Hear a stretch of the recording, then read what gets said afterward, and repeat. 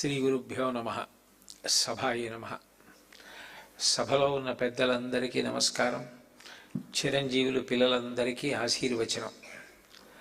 చదువుతో పాటు తప్పకుండా ఉండవలసినది సంస్కారం. మిగిలిన ఏ ప్రాణికి కూడా సంస్కారము అన్న మాట అన్వయం కాదు. ఒక్క మనుష్యుడు మాత్రం సంస్కారవంతుడు కావాలి.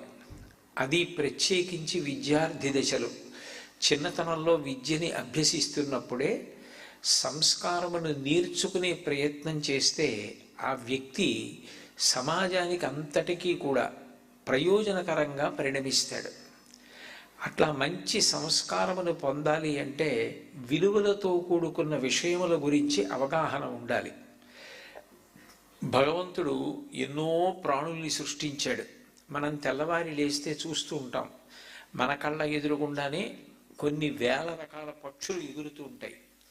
ఎన్నో పాకేటటువంటి ప్రాణులు ఉంటాయి. తొండ, బల్లి, పాము ఇలాంటివి. 4 కాళ్ళ మీద నడిచి తిరిగేటటువంటి ఉంటాయి. ఎద్దు, మేక, గొర్రె, కుక్క, పిల్లి, పంది ఇటువంటివి. ఈ ప్రాణులు వేటికి కూడా భగవంతుడు మాట ఇవ్వలేదు. ఒక్క మనుష్యుడికి మాత్రమే మాట ఇచ్చాడు. మిగిలిన ఏ ప్రాణికి కూడా మాట్లాడే అవకాశం లేదు. ఒక్క మనిషి మాట్లాడతాడు. ఆ మాట ఎంత గొప్పది అంటే సంస్కృతంలో ఆ మాట విలువ గురించి ఒక శ్లోకం ఉంది.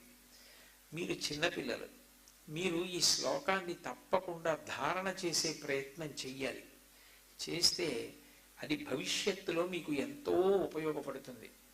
కేయూరాణి నభూషయంతి పురుషం హారాన చంద్రోజ్వల న స్నానం న విలేపనం న కుసుమం నాలంకృత మూర్ధజ వాణ్యేకా సమలంకరోతి పురుషం యా సంస్కృతా ధార్యతే క్షీయంతే కిల భూషణాని సతతం వాగ్భూషణం భూషణం. మనిషి ఎన్ని గొప్ప గొప్ప ఆభరణాలు పెట్టుకొనివ్వండి, కొంతకాలం అయిపోయిన తర్వాత ఆ ఆభరణాలన్నీ కూడా మాసిపోతాయి. దానికి రాళ్ళు చెక్కబడి ఉంటే అవన్నీ కూడా గీతలు పడిపోతాయి. ఎంత బంగారమైనా కూడా దానికి ఉన్నటువంటి వన్నె తరిగిపోతుంది. ఎంత స్నానం చేసినా శరీరం మళ్ళీ చెమట పట్టేస్తుంది. ఎంత మంచి బట్టలు కట్టుకున్నా నలిగిపోతాయి. ఎంత మంచి గంధం రాసుకున్నా దాని సువాసన తరిగిపోతుంది. మంచి పుష్పమాల మెడలో వేసుకున్నప్పటికీ కొంతసేపు అయిన తరువాత వాడిపోతుంది.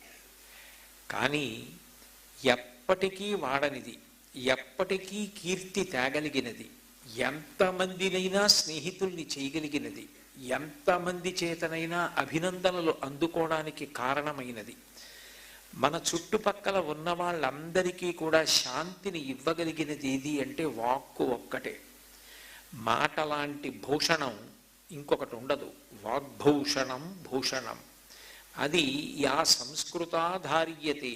ఆ మాట మాట్లాడేటప్పుడు మంచి మాట, సంస్కారవంతమైన మాట, ఇతరులకు పనికొచ్చే మాట మాట్లాడే ప్రయత్నం చెయ్యాలి తప్ప నోరు ఉంది కదానని అసభ్యంగా మాట్లాడడం, అశ్లీలంగా మాట్లాడడం, కఠినంగా మాట్లాడడం, అదుపు తప్పి మాట్లాడడం, అవతల వారి మనసు చిన్నపుచ్చుకునేటట్టుగా మాట్లాడడం ఎప్పుడూ చెయ్యకూడదు.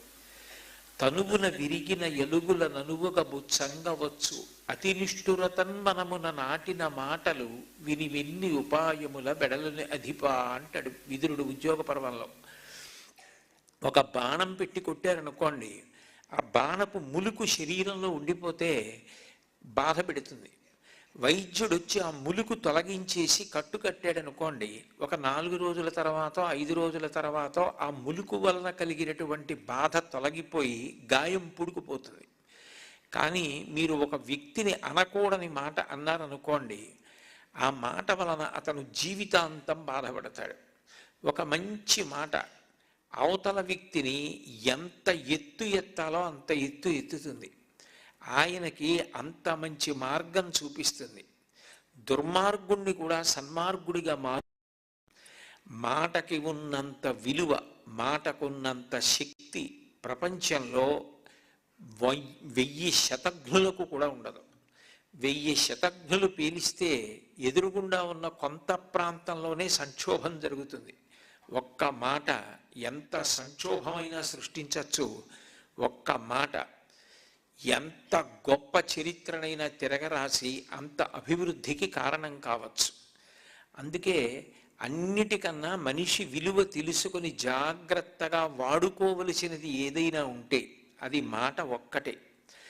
మాట విషయంలో రెండు విషయాలు బాగా గమనించవలసి ఉంటుంది. ఒకటి, మాట మనం మాట్లాడడం. రెండు, మాట మనం వినడం.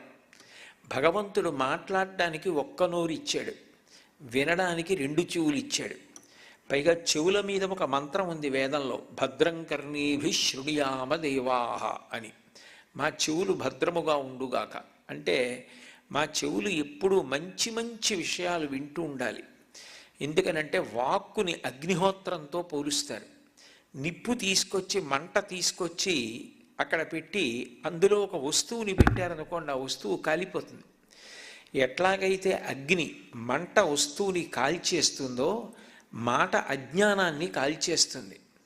నాకు ఇది తెలియదు అన్న విషయం మంచి విషయాన్ని వినడం చేత పోతుంది. నాకు విమానం గురించి తెలియదు అని అన్నాను అనుకోండి, విమానం గురించి బాగా తెలిసిన వ్యక్తి వచ్చి విమానం గురించి చెప్పారనుకోండి, ఇప్పుడు నాకు విమానం గురించి తెలుస్తోంది అంటే తెలియనితనం పోయింది. అజ్ఞాన దాహకత్వం అంటారు. అంటే తెలియనితనాన్ని పోగొట్టగలిగిన సాధనం ఏది అంటే వాక్కు. అటువంటి వాక్కు వినేటప్పుడు చాలా శ్రద్ధ ఉండాలి, మాట్లాడేటప్పుడు మరీ జాగ్రత్తగా ఉండాలి. మాట వినడం అన్నది జీవితంలో అత్యంత ప్రధానమైన విషయం. వర్షం కురిసిందనుకోండి, వర్షానికి పక్షపాతం ఉండదు, అన్ని చోట్ల వర్షం పడుతుంది. కానీ ఒక విత్తనం బండరాయి మీద ఉందనుకోండి, ఆ వర్షం విత్తనం మీద పడినా ఆ విత్తనం మొలకెత్తదు. అదే విత్తనం సారవంతమైనటువంటి మట్టిలో ఉండగా ఒక్క వాన చినుకు పడినా అది మొక్కగా మొలకెత్తుతుంది.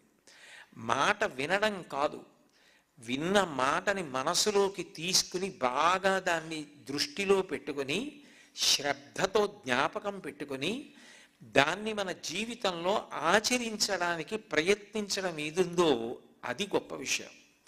కేవలం విన్నామా అంటే విన్నాము అని కాదు, ఏ విషయాన్ని మనం విన్నామో అది సారవంతమైన విషయమైనప్పుడు దాన్ని బాగా జ్ఞాపకం పెట్టుకున్నప్పుడే అది ఆచరణాత్మకమవుతుంది. అట్లా ఆచరణాత్మకమైతే అది కీర్తికి కారణమవుతుంది, ఆ వ్యక్తి సత్పురుషుడవుతాడు.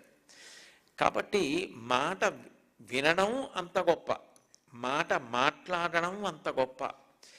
అందరికీ నోరుంటుంది, అందరూ మాట్లాడతారు. కానీ కొంతమంది మాట్లాడినటువంటి మాటలు ఒక వ్యక్తి జీవితాన్ని మార్చడం కాదు, దేశ చరిత్రని ప్రపంచ చరిత్రని మార్చేసినటువంటి సంఘటనలు ఉన్నాయి. మాట యొక్క విలువ ఎంత గొప్పదో మీకు నేను చెప్తున్నాను కాబట్టి మీకు నేను 2-3 ఉదాహరణలు చూపించే ప్రయత్నం చేస్తాను. ఒక్కొక్క మాట ఒక్కొక్కసారి దేశ భవిష్యత్తుని ఎంత గొప్పగా మారుస్తుంది అంటే, ఒకప్పుడు భారతదేశానికి రక్షణ మంత్రిగా ఆర్ వెంకటరామన్ గారు ఉండేవారు. నేను ఇప్పుడు చెప్తున్న విషయం పాత్వేస్ టు సక్సెస్ అని భారత పూర్వ రాష్ట్రపతి ప్రముఖ విద్యావేత్త అబ్దుల్ కలాం గారు వ్రాసినటువంటి పుస్తకంలోంచి నేను ఈ విషయాన్ని ఉటంకిస్తున్నాను.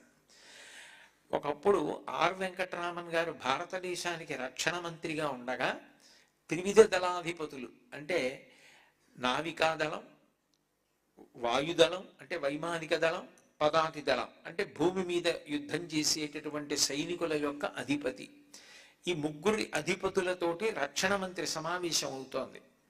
ఆ సమావేశానికి అప్పుడు డిఆర్డిఎల్ డైరెక్టర్గా ఉన్నారు అబ్దుల్ కలాం గారు. కలాం గారిని కూడా ఆహ్వానించారు. ఆయనతో పాటు డిఫెన్స్ మినిస్టర్కి సైంటిఫిక్ అడ్వైజర్ విఎస్ అరుణాచలం గారని ఉండేవారు, ఆయన్ని కూడా ఆహ్వానించారు.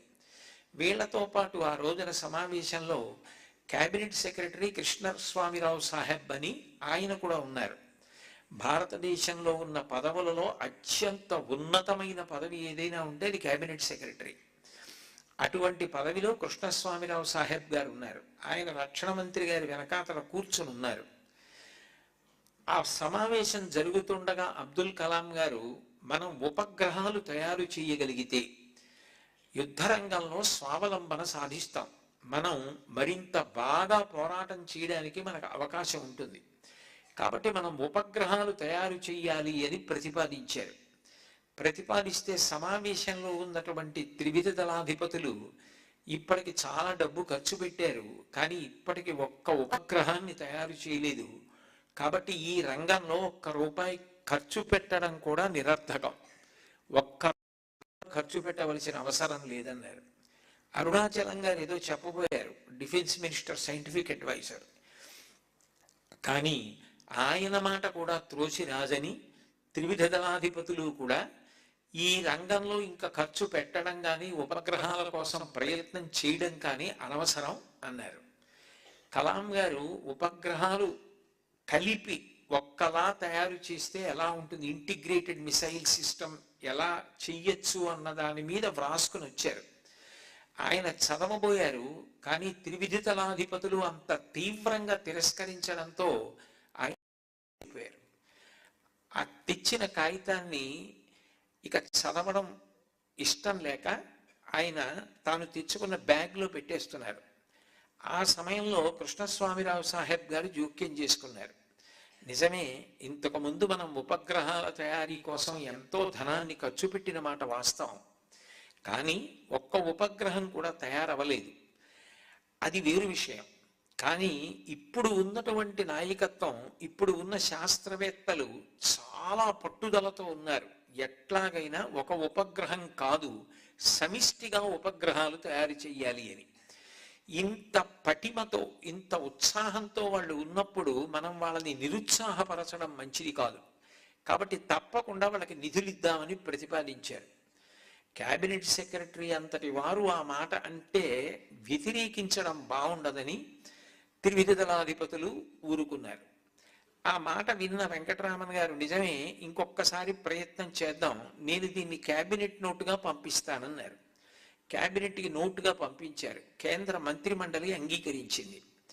ఆ తర్వాత ఇంటిగ్రేటెడ్ మిసైల్స్ తయారయ్యాయి. ఈ మధ్య భారతదేశం పాకిస్తాన్ మీద యుద్ధం జరిగినప్పుడు కూడా ఇంటిగ్రేటెడ్ మిసైల్స్ ఎంత గొప్పగా దేశానికి ఉపయోగపడ్డాయో అందరికీ తెలుసు. ఆ రోజున కృష్ణస్వామిరావు సాహెబ్ గారు జోక్యం చేసుకుని ఆ మాట అని ఉండకపోతే ఈ దేశంలో ఇంటిగ్రేటెడ్ మిసైల్స్ తయారయ్యేవా అంటే అనుమానమే. ఆనాడు ఆయన మాట్లాడిన ఒక్క మాట ఈ దేశ చరిత్రని తిరగరాసింది.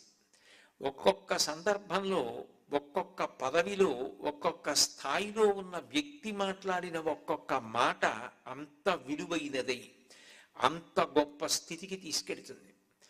నేను మీకు ఇంకొక ఉదాహరణ చెప్తాను. లీడర్షిప్ ఇన్ ఇండియన్ ఆర్మీ అని మేజర్ జనరల్ వికే సింగ్ అని ఆయన ఒక గొప్ప పుస్తకం రాశారు. మీరు పిల్లలు, మీరు ఎప్పుడైనా మీ మేనమావ గారు కానీ, పెద్ద తండ్రి గారు కానీ, పినతండ్రి గారు కానీ, మీ నాన్నగారు కానీ, అమ్మగారు కానీ మీకు ఏదైనా బహుమానం ఇస్తాము అంటే ఈ పుస్తకాన్ని బహూకరించమని అడగండి. ఇప్పుడు నేను చెప్పిన పుస్తకం leadership in Indian, major general V K Singh రాశారు దాన్ని. నిజంగా పుస్తకం చదువుతుంటే రోమాంచితం అవుతుంది. వాళ్ళు నిజమైన నాయకులు అంటే వాళ్ళు ఈ దేశం కోసం పోరాటం చేసిన మహానుభావులు, వాళ్ళు ఈ దేశ కీర్తి ప్రతిష్టలు నిలబెట్టిన వాళ్ళు. ఇవాళ దేశం ఇలా నిలబడి ఉంది అంటే వాళ్ళ పోరాట పటిమ. వాళ్ళలో ఒక్కొక్కరి గురించి చదువుతుంటే వాళ్ళు చేసిన త్యాగం, వాళ్ళ యుద్ధాలు, వాళ్ళకున్న అవగాహన, వాళ్ళు మాట్లాడిన మాటలు ఎంత గొప్పగా ఉండేవో అర్థమవుతుంది. 1971 సంవత్సరంలో ఏప్రిల్ 27వ తారీఖున కేంద్ర కేబినెట్ సమావేశమైంది, కేంద్ర మంత్రిమండలి. అప్పుడు ప్రధానమంత్రి ఇందిరాగాంధీ గారు, ఆవిడ మంత్రిమండలికి నాయకత్వం వహించారు. వైబీ చవాన్ గారు ఆర్థిక శాఖ మంత్రి, ఫక్రుద్దీన్ అలీ అహ్మద్ గారు వ్యవసాయ శాఖ మంత్రి, జగ్జీవన్ రామ్ గారు రక్షణ శాఖ మంత్రి. వీళ్ళందరూ సమావేశంలో ఉండగా పదాతి దళాధిపతిగా జనరల్ మానిక్ షా ఉండేవారు. జనరల్ మానిక్ షాకి కబురు చేస్తే ఆయన వచ్చారు సమావేశానికి. అప్పట్లో తూర్పు పాకిస్తాన్ అనేవారు. పాకిస్తాన్ ఒకటిగా ఉండేది. తూర్పు పాకిస్తాన్ తర్వాత బంగ్లాదేశ్గా మారిపోయింది. ఆ తూర్పు పాకిస్తాన్ నుంచి ఎందరో కాందిశీకులు, వలసదారులు ఆ పశ్చిమ బెంగాల్ మీదుగా భారతదేశంలోకి చొచ్చుకుని వచ్చేస్తున్నారు. అది వేలు లక్షల మంది అయిపోతున్నారు. అది దేశ భద్రతకి మంచిది కాదని, దానికి ఆనకట్ట వెయ్యాలంటే యుద్ధం ఒక్కటే మార్గమని ఎర్రబడిపోయిన ముఖంతో, నిజంగా మీరు ఆ పుస్తకం చదవాలి. ఆ పుస్తకం చదువుతుంటే మీరు సెంట్రల్ క్యాబినెట్ మీటింగ్ అవుతుంటే అక్కడ పక్కనే ఓ కుర్చీలో కూర్చుని చూస్తున్న భావన కలుగుతుంది మీకు. అంత అద్భుతమైనటువంటి ఇంగ్లీష్లో రాశారు ఆయన. అందులో ఇందిరాగాంధీ గారి మొహం ఎర్ర పడిపోయి చాలా కోపంతో ఉన్నారు. జనరల్ మానెక్షా వచ్చి కూర్చోగానే, మానెక్షా, మనం ఈ కాందిశీకుల సమస్యకి శాశ్వత పరిష్కారం సాధించాలి. మీరు సైన్యాన్ని తీసుకుని తూర్పు పాకిస్తాన్ భూభాగంలోకి ప్రవేశించాలన్నారు. అంటే మానిక్షా గారు అన్నారు, ఇతర దేశము యొక్క భూభాగంలోకి ప్రవేశించడం అంటే యుద్ధాన్ని ప్రకటించడం. అంటే ప్రధానమంత్రి గారు మమ్మల్ని యుద్ధం ప్రకటించమని కోరుకుంటున్నారా అని అడిగారు. అవును, యుద్ధం ప్రకటించమని కోరుతున్నాను అన్నారు. కానీ అంత కోపంతో ఒక ప్రధానమంత్రి చెప్తే అక్కడే ఉన్నటువంటి కేంద్ర మంత్రులందరూ కూడా దానిని సమర్థించి, అవును యుద్ధం చేయవలసిందే, ఉత్తరక్షణం యుద్ధం ప్రకటించండి అంటే, వేరొక అధికారి అయితే ఇంత పెద్ద పెద్ద వాళ్ళు చెప్తున్నప్పుడు తిరస్కరిస్తే బాగుండదని లేచి వచ్చేసి ఆ పని చేస్తారు. కానీ ధైర్యంగా మానెక్షా లేచి నిలబడి, ప్రధానమంత్రి గారు నా మాట వింటే విజయాన్ని తీసుకొచ్చి మూట కట్టి మీకు అందిస్తా, నా మాట వినకపోతే అపజయాన్ని తీసుకొచ్చి మూట కట్టి మీ చేతిలో పెడతా, రెండిటిలో ఏది కావాలో నిర్ణయించుకోండి, ఇప్పుడు యుద్ధానికి వెళ్ళడం మంచిది కాదు, ఎందుకనంటే ఇది వర్ష ఋతువు, తూర్పు పాకిస్తాన్లో నదులన్నీ కూడా పొంగి ప్రవహిస్తూ ఉంటాయి, ఈ సమయంలో భూమి మీద నడవడం, యుద్ధం చేయడం సాధ్యమయ్యే విషయం కాదు, అంత వర్షం పడి ఆకాశం అంతా మేఘావృతమై ఉండగా భారత వైమానిక దళానికి సంబంధించిన విమానాలు వాతావరణం సరిగా లేని కారణం చేత ఎగరలేవు, కింద ఉన్న వాళ్ళకి సరైన సహకారం అందించలేవు. పైగా ఇప్పుడు పాకిస్తాన్కి సహాయం చేయడానికి చైనా లాంటి దేశాలకి అనుకూలమైన సమయం. అన్నిటిని మించి పంజాబ్లో గోధుమలు విపరీతంగా పండి ఉన్నాయి. ఈ గోధుమల్ని అన్ని రాష్ట్రాలకి అందించకపోతే కరువు వస్తుంది. వ్యాగన్స్ని వాటికి వాడుకోవాలి. యుద్ధం వస్తే ట్రైన్స్, గూడ్స్ ట్రైన్స్ ఫ్రీగా మూవ్ అవ్వడానికి ఛాన్స్ ఉండదు, బాంబింగ్ అవుతుంది. కాబట్టి అన్నిటిని మించి భారతీయ సైన్యం చాలా భాగం ఝాన్సీలో ఉంది, చాలా భాగం సికింద్రాబాద్లో ఉంది. వాళ్ళందరినీ మూవ్ చేసి ఈస్ట్ పాకిస్తాన్ వైపుకి, వెస్ట్ బెంగాల్ వైపుకి తీసుకెళ్ళడానికి చాలా సమయం పడుతుంది. మీరు కాదు వెంటనే యుద్ధం చేయమంటే ఉన్న వాళ్లతో మొదలు పెడితే యుద్ధం వ్యతిరేకంగా మారచ్చు, అది మన అపజయానికి కారణం కావచ్చు, దేశంలో కరువు రావచ్చు. అన్నిటిని మించి ఇతర దేశాలతో మనం దౌత్య సంబంధాలు నెరవేర్చుకోవడం సాధ్యం కాదు. అదే ఇప్పుడు యుద్ధం చేయకుండా మీరు నాకు 6 నెలల సమయం ఇవ్వగలిగితే, 6 నెలల తర్వాత మంచు పడి చైనా వైపు అంతా మూసుకుపోతుంది. కాబట్టి చైనా పాకిస్తాన్కి సహకారం చేయలేదు. ఈలోగా మీరు దౌత్యపరంగా ఇతర దేశాల నుంచి మనకి మద్దతు కూడగట్టవచ్చు, మనం పడుతున్న ఇబ్బంది ప్రపంచ దేశాలకి తెలియచేయవచ్చు, పండిన గోధుమలు దేశం అంతటా కూడా పంపించేయవచ్చు. అప్పుడు యుద్ధం ప్రకటిస్తే నేను విజయాన్ని మూట కట్టి తెచ్చి మీ బల్ల మీద ఉంచుతాను. కాదు ఇప్పుడే యుద్ధం చేయమంటారా? మీ దగ్గర ఉద్యోగం చేస్తున్న వాడిని కాబట్టి పదార్థ దళాధిపతిగా యుద్ధానికి వెడతాను, కానీ అపజయమే తప్ప జయాన్ని మాత్రం తీసుకురావడం సాధ్యం కాదు. ఏది కావాలో మీరు నిర్ణయించుకోండి. నా అభిప్రాయం నేను చెప్పాను. నేను మీరు చెప్పినది వ్యతిరేకించానని అనుకుంటున్నారా? రాజీనామా చేసేయడానికి సిద్ధంగా ఉన్నానన్నారు. ఆశ్చర్యపోయిన ప్రధానమంత్రి కేంద్ర మంత్రులందరినీ బయటికి వెళ్ళిపోమ్మని మానిక్షా గారిని ఒక్కరిని కూర్చోమన్నారు. మీరు చెప్తున్నది యథార్థమేనా అన్నారు. పరమ యథార్థం, ఇందులో ఒక్క అక్షరం అబద్ధం లేదు. నేను ఉన్న మాట చెప్తున్నాను. జయమే కావాలనుకుంటే 6 నెలలు ఆగండి అన్నారు. మీ మీద నమ్మకం పెట్టుకుంటున్నాను. 6 నెలల తర్వాతే యుద్ధం చేయమన్నారు. ఆశ్చర్యకరమైన విషయం ఏంటో తెలుసా? మీరు ఆ పుస్తకం చదివితే ఆశ్చర్యపోతారు. ప్రధానమంత్రి ఇందిరాగాంధీ కలకత్తాలో ఉన్నారు. 6 నెలల తర్వాత యుద్ధం నేను ప్రకటించినప్పుడు నా మీద హోంశాఖకి కానీ ఎక్స్టర్నల్ అఫైర్స్కి కానీ డిఫెన్స్కి కానీ ఎవరికీ కూడా ఆదేశించే అధికారం ఉండకూడదు. ఒక్క ప్రధానమంత్రి మాత్రమే ఆదేశించాలి. ఇంతమంది ఆదేశిస్తే యుద్ధం చేయలేమన్నారు. తప్పకుండా అట్లాగే అధికారం ఇస్తా అన్నారు. ప్రధానమంత్రి కలకత్తాలో ఉండగా ఆవిడికి కూడా తెలియదు, ఇన్ఫర్మేషన్ ఇచ్చారంటే యుద్ధం స్టార్ట్ అయిపోయిందని. డిసెంబర్ 3, 1971న యుద్ధం ప్రకటించేసి జనరల్ మానిక్ షా గారు పాకిస్తాన్లో ప్రవేశించాడు.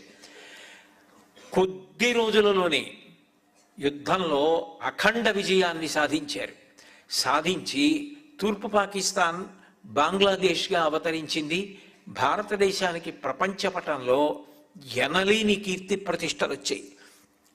ఆ రోజు జనరల్ మానిక్ షా అలా మాట్లాడి ఉండకపోతే బహుశः బంగ్లాదేశ్ ఏర్పడి ఉండేది కాదు. భారతదేశం ఒకప్పుడు చైనా మీద ఓడిపోయినట్టే పాకిస్తాన్ అప్పుడు ఓడిపోయి చాలా ఇబ్బందికరమైన పరిస్థితులలోకి చరిత్రలో వెళ్ళిపోయి ఉండేది. మీరు ఆ పుస్తకం చదివితే సైన్యంలో ఎటువంటి వ్యూహాలు జరుగుతాయి, ఎంత కష్టపడతారు, వాళ్ళు పడే కష్టం, వాళ్ళు పొందేటటువంటి పరిశ్రమ, వాళ్ళు యుద్ధం చేసి తీరు చదివితే ఒళ్ళు గగురు పొడుస్తుంది. వీళ్ళు కదా నిజమైన నాయకులంటే వీళ్ళని కదా గౌరవించాలి అని అనిపిస్తుంది. అంత కష్టంలో అంత చలిలో దేశాన్ని రక్షించుకోవడానికి అంత ప్రయత్నం చేస్తారు. ఒకప్పుడు జనరల్ మానిక్ షా మాట్లాడినటువంటి మాటలు ఈ దేశ చరిత్రని తిరగరాశాయి. ఒకప్పుడు కృష్ణరావు స్వామిరావు సాహెబ్ గారు మాట్లాడిన మాటలు ఈ దేశ చరిత్రని తిరగరాశాయి. ఒక్కొక్కసారి ఒక్కొక్కళ్ళు మాట్లాడిన మాట అంత కీర్తిని, అంత గౌరవాన్ని తీసుకొస్తుంది. నేను మీకు ఇంకొక ఉదాహరణ చెప్తాను, మాట ఎంత శక్తివంతము అన్నదానికి. నేను ఇప్పుడు చెప్పబోయేటటువంటి విషయం కూడా అబ్దుల్ కలాం గారు ప్రస్తావించిన విషయాన్నే నేను మీతో ప్రస్తావిస్తున్నాను.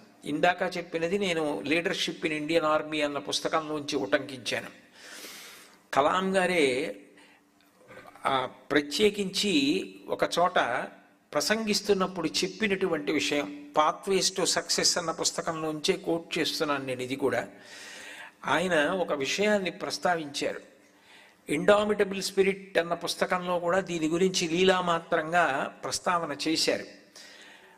భారతదేశంలో అంతరిక్ష పరిశోధన అంటే స్పేస్ రీసెర్చ్కి అనుకూలమైనటువంటి వాతావరణం ఉన్న భూభాగం ఒక్క కేరళలో మాత్రమే ఉంది.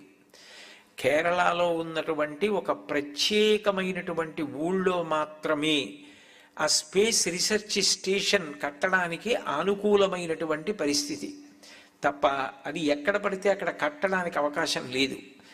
అక్కడ స్పేస్ రీసెర్చ్ స్టేషన్ కట్టాలని ఆ రోజుల్లో విక్రమ్ సారాభాయ్ గారని భారతదేశం గుర్తు పెట్టుకుని నమస్కరించవలసినటువంటి మహానుభావుడు. ఇప్పటికీ మీరు శ్రీహరికోట వెడితే శ్రీహరికోట రాకెట్ లాంచింగ్ స్టేషన్ మొట్టమొదట్లోనే ప్రొఫెసర్ విక్రమ్ సారాభాయ్ గారి విగ్రహం ఉంటుంది. అట్లాగే డిఆర్డిఎల్లో కూడా వారిది పెద్ద విగ్రహం ఉంటుంది. ఆ ప్రొఫెసర్ విక్రమ్ సారాభాయ్ గారు ఆ రోజుల్లో కేరళ రాష్ట్ర ప్రభుత్వం దగ్గరికి వెళ్ళి అడిగారు, మేము ఇక్కడ ఈ అంతరిక్ష పరిశోధనా కేంద్రం కడతామని. ఆ కేరళ రాష్ట్ర ప్రభుత్వ అధికారులు ఒక విషయాన్ని చెప్పారు, మీరు ఎక్కడ కడదామని అనుకుంటున్నారో అక్కడ ఒక పెద్ద చర్చి ఉంది, అది చాలా కాలంగా ఉంది. ఇప్పుడు ఆ చర్చిని తొలగించి వేరొక చోట కట్టాలి. కానీ సున్నితమైన అంశం, ఆ చర్చిని తొలగించడానికి ఒప్పుకుంటారా ఒప్పుకోరా తెలియదు. ఆ చర్చికి ఒక బిషప్ ఉన్నారు, ఆయన పేరు బిషప్ పెరీరా అని. ఆయన చాలా ప్రఖ్యాతి వహించినటువంటి వ్యక్తి. ఆయన యొక్క నివాసం కూడా పక్కనే ఉంది. ఆయన నివాసాన్ని తొలగించడానికి అందరూ ఒప్పుకుంటారా ఒప్పుకోరా? అంత ఖ్యాతి వహించినటువంటి ఒక బిషప్ నివాస స్థలాన్ని తీస్తే, చర్చిని తీస్తే ఒప్పుకుంటారో లేదో తెలియదు. పైగా అనేక మత్స్యకార కుటుంబాలు ఉన్నాయి, పక్కనే సముద్రం ఉంది, అంతమంది ఇళ్ళు ఉన్నాయి. ఇప్పుడు ఇంతమంది ఇళ్ళు తీసేసి, చర్చి తీసి, బిషప్ ఇల్లు తీసేసి, అక్కడ ఉన్నటువంటి మత్స్యకారులు ఇళ్ళు తీసేసి రీసెర్చ్ స్టేషన్ కడతానంటే ఒప్పుకుంటారా? అసలు అటువంటి ప్రతిపాదన తీసుకెడితే ఏ ఇబ్బందులు వస్తాయో అన్నారు. అంటే విక్రమ్ సారాభాయ్ గారు మరి అటువంటప్పుడు మనం అక్కడ స్పేస్ రీసెర్చ్ స్టేషన్ కట్టకపోతే దేశం ఎట్లా స్వావలంబన పొందుతుంది అని బెంగపెట్టుకున్నారు. బెంగ పెట్టుకుంటే కేరళ ప్రభుత్వ అధికారులు అన్నారు, పోనీ మీరే వెళ్ళి ఒకసారి చెప్పి చూడండి అన్నారు. ప్రొఫెసర్ భాయ్ గారు ఆ బిషప్ దగ్గరికి వెళ్ళారు ఒక శనివారం నాడు. వెళ్ళి ఈ ప్రాంతం అంతా మాకు కావాలి, ఇక్కడ స్పేస్ రీసెర్చ్ స్టేషన్ పెడతామన్నారు. ఆయన అన్నారు నవ్వి, రేపు ఆదివారం చర్చిలో పెద్ద ప్రార్థన జరుగుతుంది, కొన్ని వేల మంది భక్తులు వస్తారు, మీరు అప్పుడు రండి, దీని గురించి మాట్లాడతానన్నారు. ఆదివారం నాడు పొద్దున్న 9 గంటలకి ప్రేయర్ జరుగుతుంటే విక్రమ్ సారాభాయ్ గారు వెళ్ళారు. వెడితే ఆ బిషప్ ఆయన్ని చూసి పక్కన కూర్చోమ్మని ఆ వచ్చిన వాళ్ళందరినీ చూసి ఒక మాట మాట్లాడారు. నేను మీ అందరూ బాగుండాలని ఎప్పుడూ భగవంతుణ్ణి ప్రార్థన చేస్తూ ఉంటాను. మీరు బాగుండడం అంటే మీకు మంచి సౌకర్యములు కలిగితే జీవితంలో వృద్ధిలోకి వస్తారు. ఇప్పుడు నేను మాట్లాడుతున్నాను అంటే అంటే ఆ బిషప్ గారు చెప్పిన మాట, నేను మాట్లాడుతున్నాను అంటే నేను అని కాదు, బిషప్ గారు మాట్లాడడానికి ఆ మైక్ ఎట్లా ఉపయోగపడిందో, బిషప్ గారు కనపడడానికి ఆ లైట్లు కారణం. ఆ లైట్లు మైకు సైన్స్ వల్ల వచ్చాయి. నేను భగవంతుడిని ప్రార్థన చేసి మీరు సౌకర్యవంతంగా ఉండాలని కోరుకుంటాను. సైన్సు మనం సౌకర్యవంతంగా ఉండడానికి కావలసిన మైక్ని లైట్ని కనిపెట్టి మనకు అందించింది. ఒక రకంగా చెప్పాలంటే నేను ఏది ప్రార్థన చేస్తానో సైన్స్ కూడా అదే చేస్తోంది. ఇప్పుడు ఆ సైన్స్కి సంబంధించినటువంటి విక్రమ్ సారాభాయ్ గారు నా దగ్గరికి వచ్చారు. ఆయనకి 3 ఇళ్ళు కావాలట. ఒకటి దేవుడి ఇల్లు చర్చి, 2 నా ఇల్లు బిషప్ గారి ఇల్లు, 3 మీ అందరి ఇళ్ళు. మనం ఇచ్చేస్తే దూరంగా ఒక ఏడాదిలో మళ్ళీ కట్టిస్తారట. కానీ దేశం వృద్ధిలోకి రావాలంటే ఇక్కడ మాత్రమే అటువంటి స్పేస్ రీసెర్చ్ స్టేషన్ కట్టడానికి భౌగోళికంగా అనుకూలమైన ప్రదేశంట. కాబట్టి వాళ్ళైనా మన సౌకర్యం గురించే చేస్తున్నారు. నేను ప్రార్థన చేసినా ఆ సౌకర్యం గురించే ప్రార్థన చేస్తున్నాను. మనం అందరం ఎందుకు ఇవ్వకూడదు అని అడిగారు. ఆయన చెప్పిన ఆ మాట విని ఉన్నటువంటి వేల మంది ఒకే నిలబడి ఆమెన్ అన్నారు. అంటే ఇచ్చేద్దాం అన్నారు. అందరూ ఆ మాట అన్నారు. చర్చి ఖాళీ చేసేశారు, బిషప్ గారు నివాసం ఖాళీ చేసేశారు, వేల మంది ఇళ్ళు ఖాళీ చేసి ఇచ్చేశారు. ఖాళీ చేసి ఇచ్చేస్తే ఇవాళ ఇండియన్ స్పేస్ రీసెర్చ్ సెంటర్ అక్కడ వచ్చింది. అక్కడ రాబట్టి ఇవాళ భారతదేశం అంతరిక్ష రంగంలో ఎంత వృద్ధిలోకి వచ్చిందో, ఎంత గొప్ప స్థితికి వెళ్ళిందో, ఇవాళ భారతదేశం ప్రపంచం ముందు టీవీగా నిలబడగలుగుతోంది అంటే దానికి కారణం ఆ రోజున ఆ బిషప్ గారు మాట్లాడినటువంటి మాటలు. ఆయన మాట్లాడిన మాటలకి అంతమంది అవన్నీ ఇచ్చి బట్టి స్పేస్ రీసెర్చ్ స్టేషన్ వచ్చింది.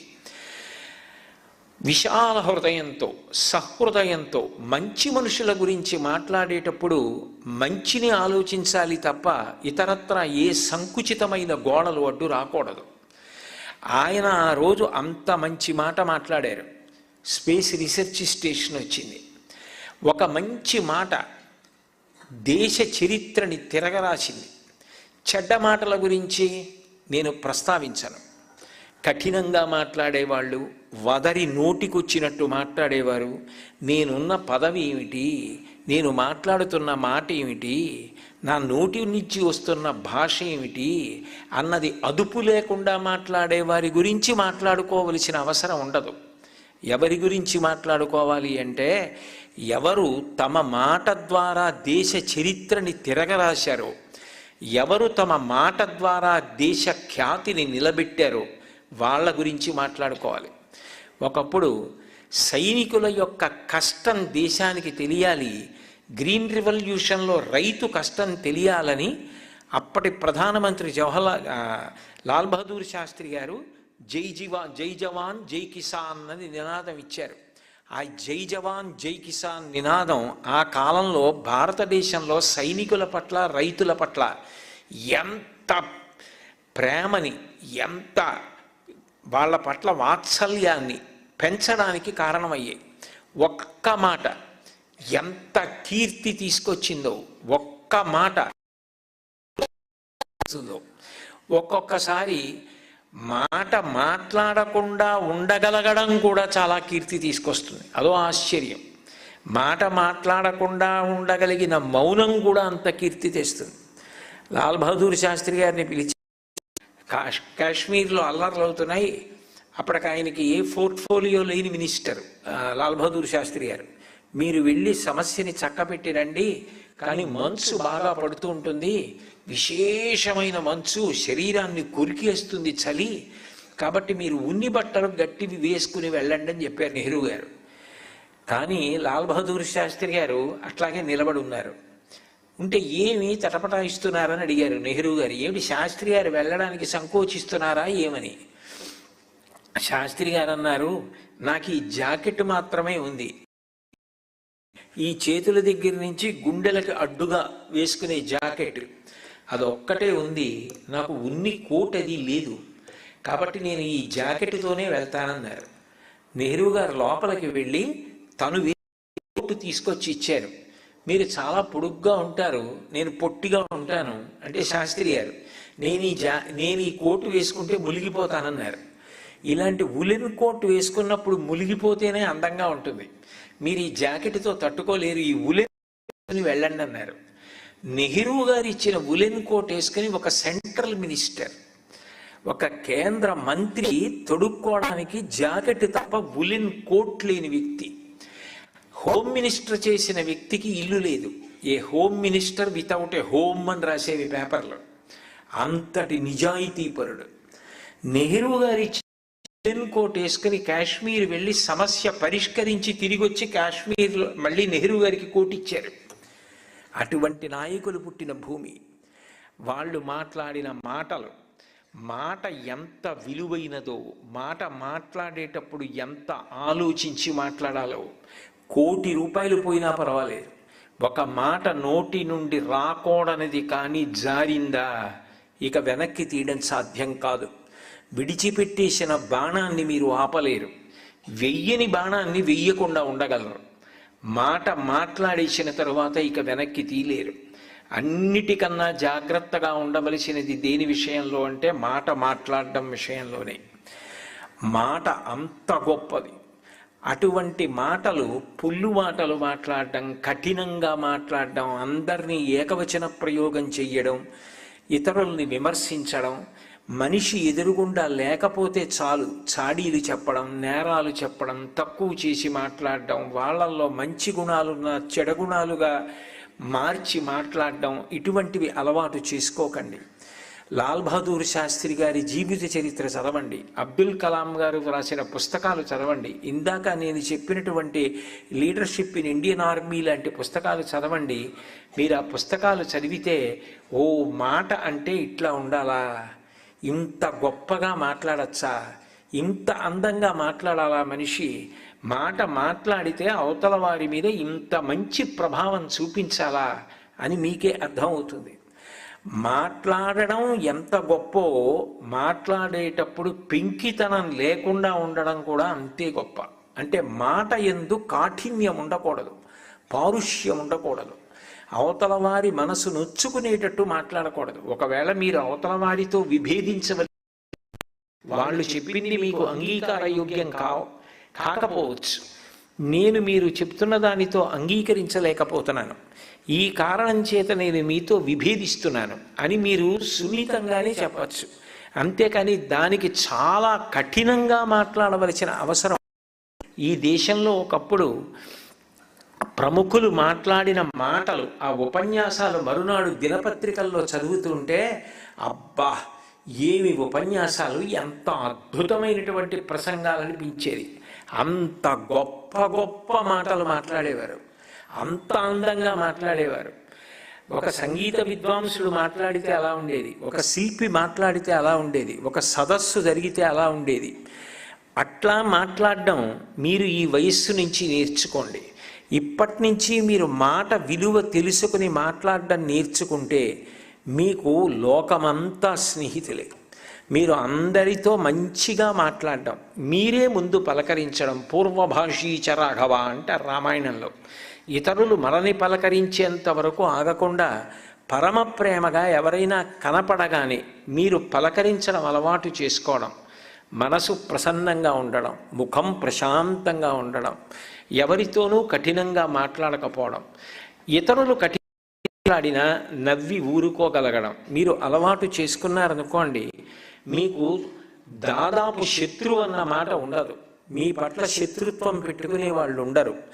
మీరు ఎంత నెమ్మది అలవాటు చేసుకుంటారో, మీరు ఎంత మౌనంగా ఉండగలుగుతారో, ఎంత మృదువుగా మాట్లాడగలుగుతారో, దాని వలన మీకు అంతమంది మిత్రులవుతారు, అంతమంది స్నేహితులు ఏర్పడతారు, అంతమంది మిమ్మల్ని అభినందిస్తారు. అన్నిటికన్నా తెచ్చేది, గౌరవం తెచ్చేది ఏది అంటే మాట ఒక్కటే. ఆ మాట విషయంలో పొందిక బాగా నేర్చుకోండి. మాట్లాడడం ఎంత గొప్పో మాట వినడం కూడా అంతే గొప్ప. నిజంగా చెప్పాలంటే మాట్లాడడం కన్నా మాట వినడం ఎక్కువ గొప్ప. ఎందుచేత ఆ మాట అంటున్నానంటే, అన్ని వేళలా మనం మాట్లాడవలసిన అవసరం ఉండకపోవచ్చు, కానీ అన్ని వేళలా మనం వినడం మాత్రం నేర్చుకోవాలి. మంచి మాటలు ఏరుకుని జ్ఞాపకం పెట్టుకోవడం అలవాటు చేసుకుంటే, ఒక గ్రంథాలయంలో పుస్తకాలు చదివితే ఎంత జ్ఞానం వస్తుందో అంత జ్ఞానము వస్తుంది. సాలగ్రామాలు అంటారు, దేవాలయంలో ఉంటాయి, చిన్న చిన్న రాళ్ళలా ఉంటాయి చూడటానికి, వాటిని పూజిస్తారు. ఆ సాలగ్రామాలు ఎక్కడ దొరుకుతాయి? గులకరాళ్ళలోనే దొరుకుతాయి. గులకరాళ్ళలోనే సాలగ్రామాన్ని వేరు చేసి తీసుకొచ్చి పూజ చేస్తారు. మాటలు, అనేక మాటలు మీకు వినపడచ్చు, కానీ సారవంతమైన మాట, పొల్లు మాట కానిది, మీకు ఉపయోగపడేది ఏది ఉంటుందో ఆ మాటని మీరు స్వీకరించండి. స్వీకరించి బాగా జ్ఞాపకం పెట్టుకోండి. బాగా జ్ఞాపకం పెట్టుకుని దాన్ని మీరు ఆచరించడానికి ప్రయత్నించండి. మాట వినడం విషయంలో శ్రీరామాయణంలో అరణ్యకాండలో ఒక గొప్ప శ్లోకం ఉంటుంది. అది చెప్పినవాడెవరు అంటే ఆశ్చర్యం, ఒక రాక్షసుడు చెప్పాడు. అది రాముడు చెప్పిందో, వశిష్ఠుడు చెప్పిందో, హనుమ చెప్పిందో కాదు. రాక్షసుడైన మారీచుడు ఒక మాట చెప్పాడు రావణాసురుడితో. సులభాః పురుషారాజన్ సతతం ప్రియమాదిన అప్రియస్యతు పథ్యస్య వక్తా శ్రోతా చ దుర్లభః అన్నాడు. లోకంలో సాధారణంగా మనని పొగిడే వాళ్ళ సంఖ్య ఎక్కువ ఉంటుంది. ఎందుకనంటే మనకి ఎందుకు వచ్చిన గొడవ, వద్దండి అట్లాంటి పని చేయకండి, అట్లా ఉండకూడదు అని మనం అన్నాం అనుకోండి, వాడు మన మాట వినడు. వినకపోగా వీడు నాకు చెప్పొచ్చేవాడా అంటాడు. మన గురించి అక్కర్లేని మాటలన్నీ చెప్తాడు. ఎందుకు వచ్చింది? కాబట్టి మీరు చేస్తున్నదంతా చాలా మంచి పని అండి అని ఒక మాట అని వెళ్ళిపోతే ఏ గొడవ ఉండదని, మంచి చెప్పకుండా మనం చేసే చెడ్డ పని అని తెలిసిన మంచి పని అన్నట్టుగానే మాట్లాడి వెళ్ళిపోయేవాళ్ళు, ముఖప్రీతి కోసం మాట్లాడేవాళ్ళు సమాజంలో చాలామంది లభిస్తారు.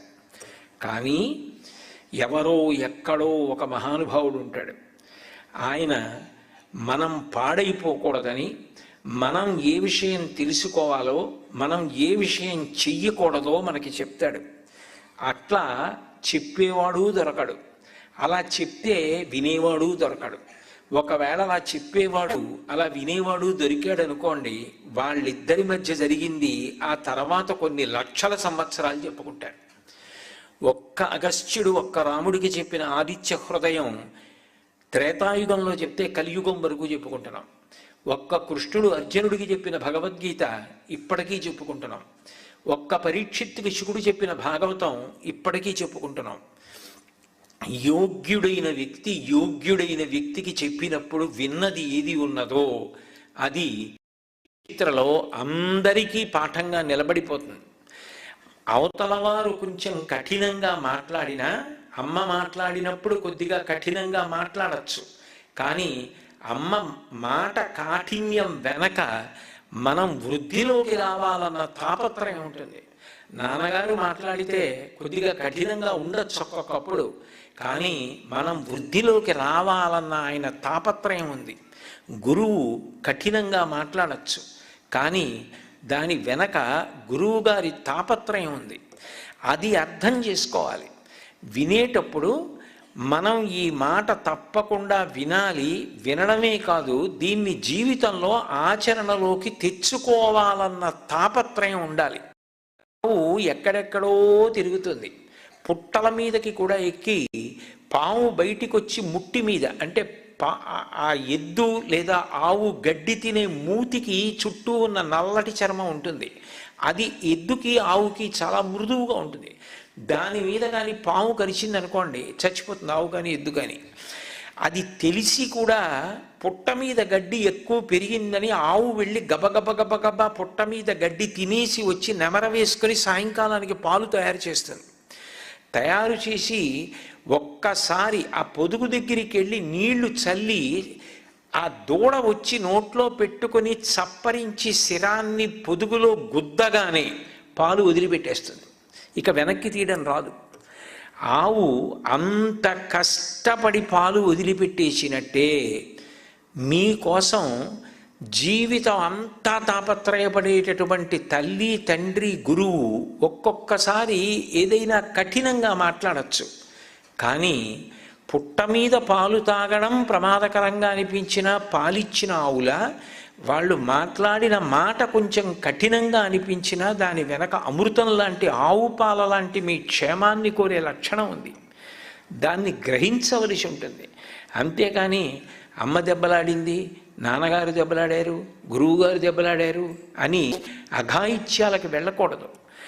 ఎవరు అట్లా మాట వినడం నేర్చుకున్నారో వాళ్ళు మహాత్ములయ్యారు.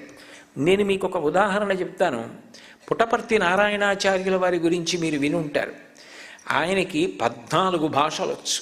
ఆయన ఎంత ఏకసంధాగ్రాహి అంటే విజే పిట్ అని చెప్పి పెనుగొండలో సబ్ కలెక్టర్ గారి భార్య ఒక ఆవిడ ఉండేది. అప్పటికి బ్రిటిష్ ప్రభుత్వం, ఆవిడ పేరు విజే పిట్. ఆవిడ కేంబ్రిడ్జ్ యూనివర్సిటీలో డాక్టరేట్ చేసింది ఇంగ్లీష్లో.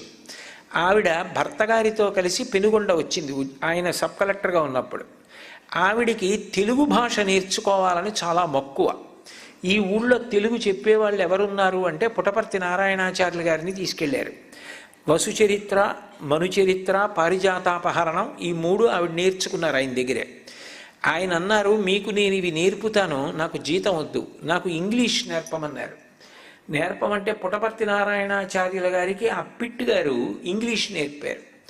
ఇంగ్లీష్ నేర్చుకున్నటువంటి పుట్టపర్తి నారాయణాచార్యులు గారు తర్వాత ఆయనకి ఇంగ్లీష్ నేర్పిన ఆవిడ ఈయన వ్రాసిన ఇంగ్లీష్ కవిత్వం చూసి ఆశ్చర్యపోయే కవిత్వం రాశారు.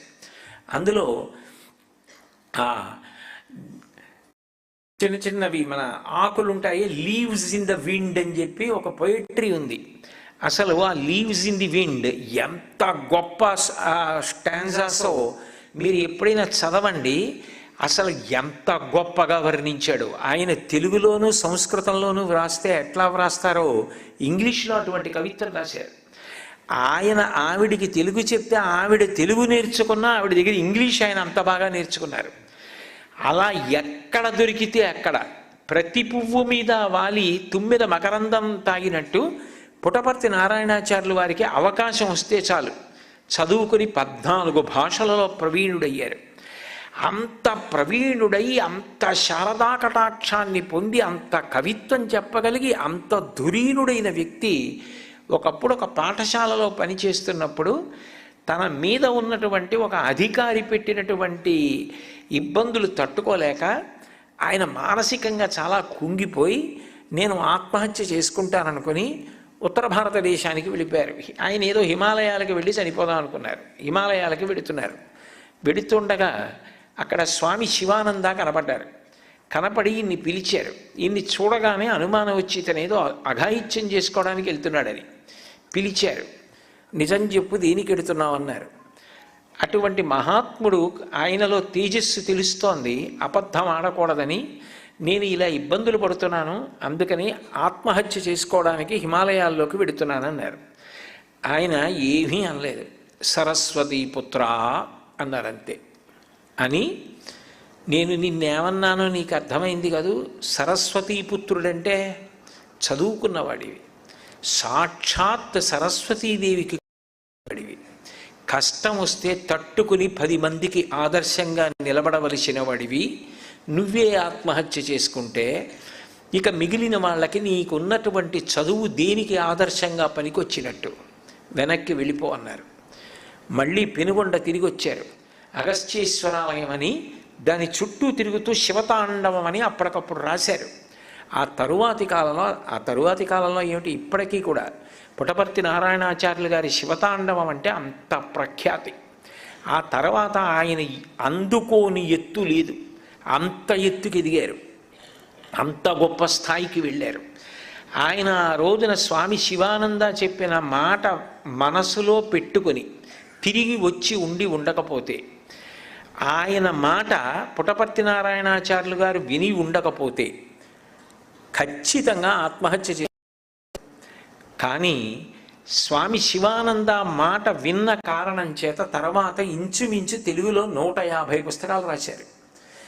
ఎంత గొప్ప వ్యక్తో. వాళ్ళ కుమార్తె పుట్టపర్తి పద్మిని అని ఆవిడ ఆకాశవాణి కేంద్రంలో ఉన్నతాధికారిడిగా పనిచేశారు కూడా. బహుశా విశాఖపట్నం కేంద్రంలో కూడా పనిచేశారేమో. హైదరాబాద్ కేంద్రంలో పనిచేస్తుండగా ఒకసారి నా దగ్గరికి వచ్చి మాట్లాడారు కూడా తల్లి. అంత గొప్పవారు. అటువంటి పుట్టపర్తి నారాయణాచార్యులు గారు స్వామి శివానంద మాట వినబట్టి కదా అంత గొప్పవారయ్యారు. మాట వినడం అంత గొప్ప. ఎవరు చెప్పినా నేను మాట వినను అనడం ఎప్పుడూ గొప్ప కాదు. దుర్యోధనుడి దగ్గరికి వ్యాసుడు వచ్చాడు, మైత్రేయుడు వచ్చాడు, ఋషులందరూ వచ్చారు. వచ్చి అందరూ మంచి మాటలు చెప్పారు, అన్నీ వినేవాడు. చిట్ట చివర ఒక రోజున ఒక మాట అన్నాడు, జానామి ధర్మం నచమే ప్రవృత్తి, జానామ్య ధర్మం నచమే నివృత్తి. నాకు ధర్మం తెలుసు కానీ అది ఆచరించాలనిపించదు, నాకు అధర్మం తెలుసు కానీ అది వదిలిపెట్టాలనిపించదు. ఎందుకని అంటే నా హృదయంలో ఉన్న భగవంతుడు ఉన్నాడే, ఆయన జయిస్తున్నాడు, నా తప్పు కాదన్నాడు. అంటే వితండవాదన. చిట్ట చివరికి ఏమయ్యాడు, మాట చెప్తే విననటువంటి ఆ దుర్యోధనుడు తొడలు విరిగిపోయి కురుక్షేత్ర యుద్ధ భూమిలో గద్దలు తిరుగుతూ ఉండగా నేల మీద పడి చచ్చిపోయాడు. ఏమి సాధించాడు? మాట విన్నవాడు, మారినవాడు జీవితంలో ఎంత గొప్ప స్థాయికైనా వెడతాడు. రామాయణంలో రాముడు అరణ్యవాసానికి వెళ్ళేటప్పుడు కౌసల్య పిలిచి ఒక మాట అంది. దీన్ని చద్దెన్నపు మూట అంటారు రామాయణంలో ఈ శ్లోకాన్ని. యం త్వం ధృత్యాచర్యమేన చ సవై రాఘవశార్దూల ధర్మస్త్వామభిరక్షతు అంది.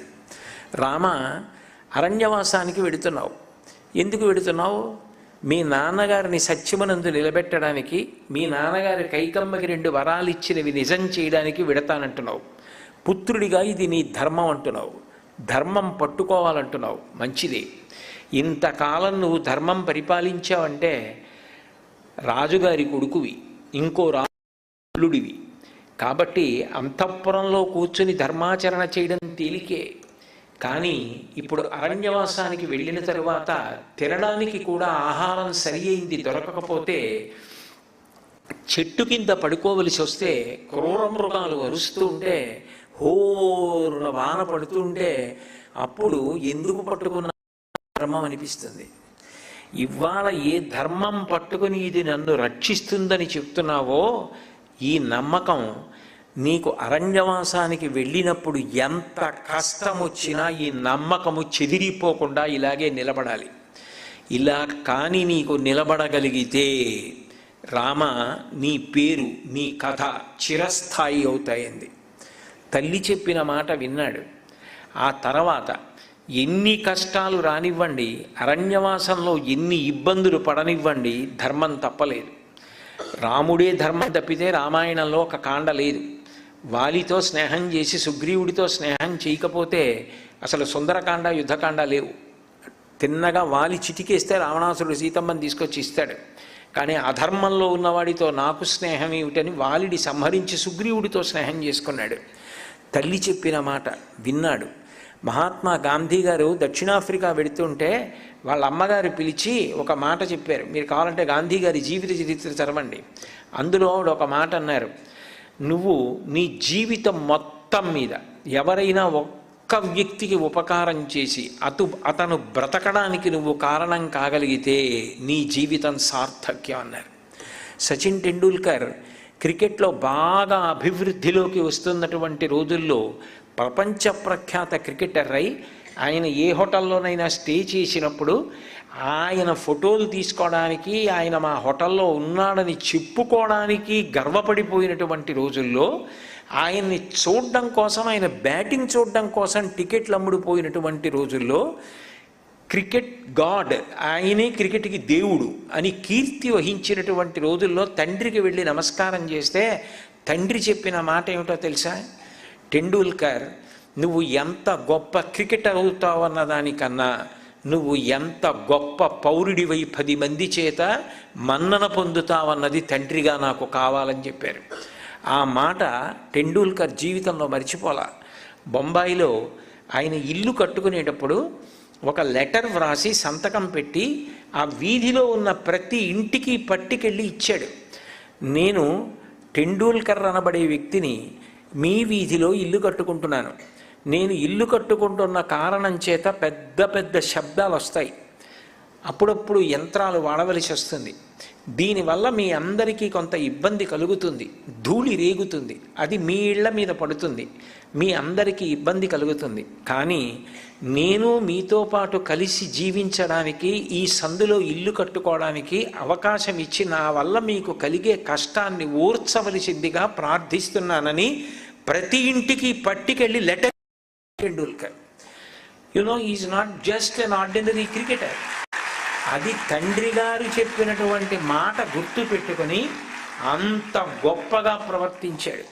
ఒక మనిషి విలువ ఎక్కడుంటుంది అంటే ఆ మనిషి మంచి మాటని ఎంత బాగా వింటున్నాడు, ఎంత బాగా జ్ఞాపకం పెట్టుకుంటున్నాడు, దాన్ని ఎంత బాగా ఆచరిస్తున్నాడు అన్న దాని మీద ఆధారపడి ఉంటుంది.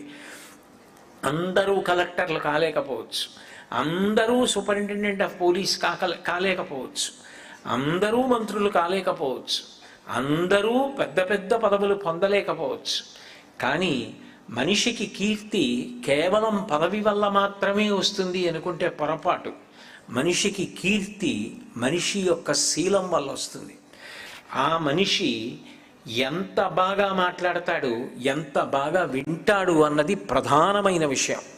దాన్ని ఆధారం చేసుకుని వీడు మా బిడ్డ అని తల్లిదండ్రులు పొంగిపోతారు, ఇతను మా తోబుట్టు అని అన్నదమ్ములు అక్క చెల్లెళ్ళు పొంగిపోతారు, ఈయన మా సందులో ఉన్నాడన సందు వాళ్ళు పొంగిపోతారు, ఈయన మా ఊరు వాడు అని ఊరు పొంగిపోతుంది, ఈయన మా రాష్ట్రం వాడని రాష్ట్రం పొంగిపోతుంది, ఈయన మా దేశం వాడని దేశమే పొంగిపోతుంది. ఇటువంటి మహానుభావుడు పుట్టినప్పుడు మేము పుట్టామని ఐన్స్టీన్ అంతటి వాడు గాంధీ గారి గురించి చెప్పినట్టుగా పొంగిపోతారు జనం. ఆయన ఉన్నప్పుడు మేము కూడా భూమి మీద ఉన్నామని. అంత కీర్తి తేగలిగినది మాట వినడం.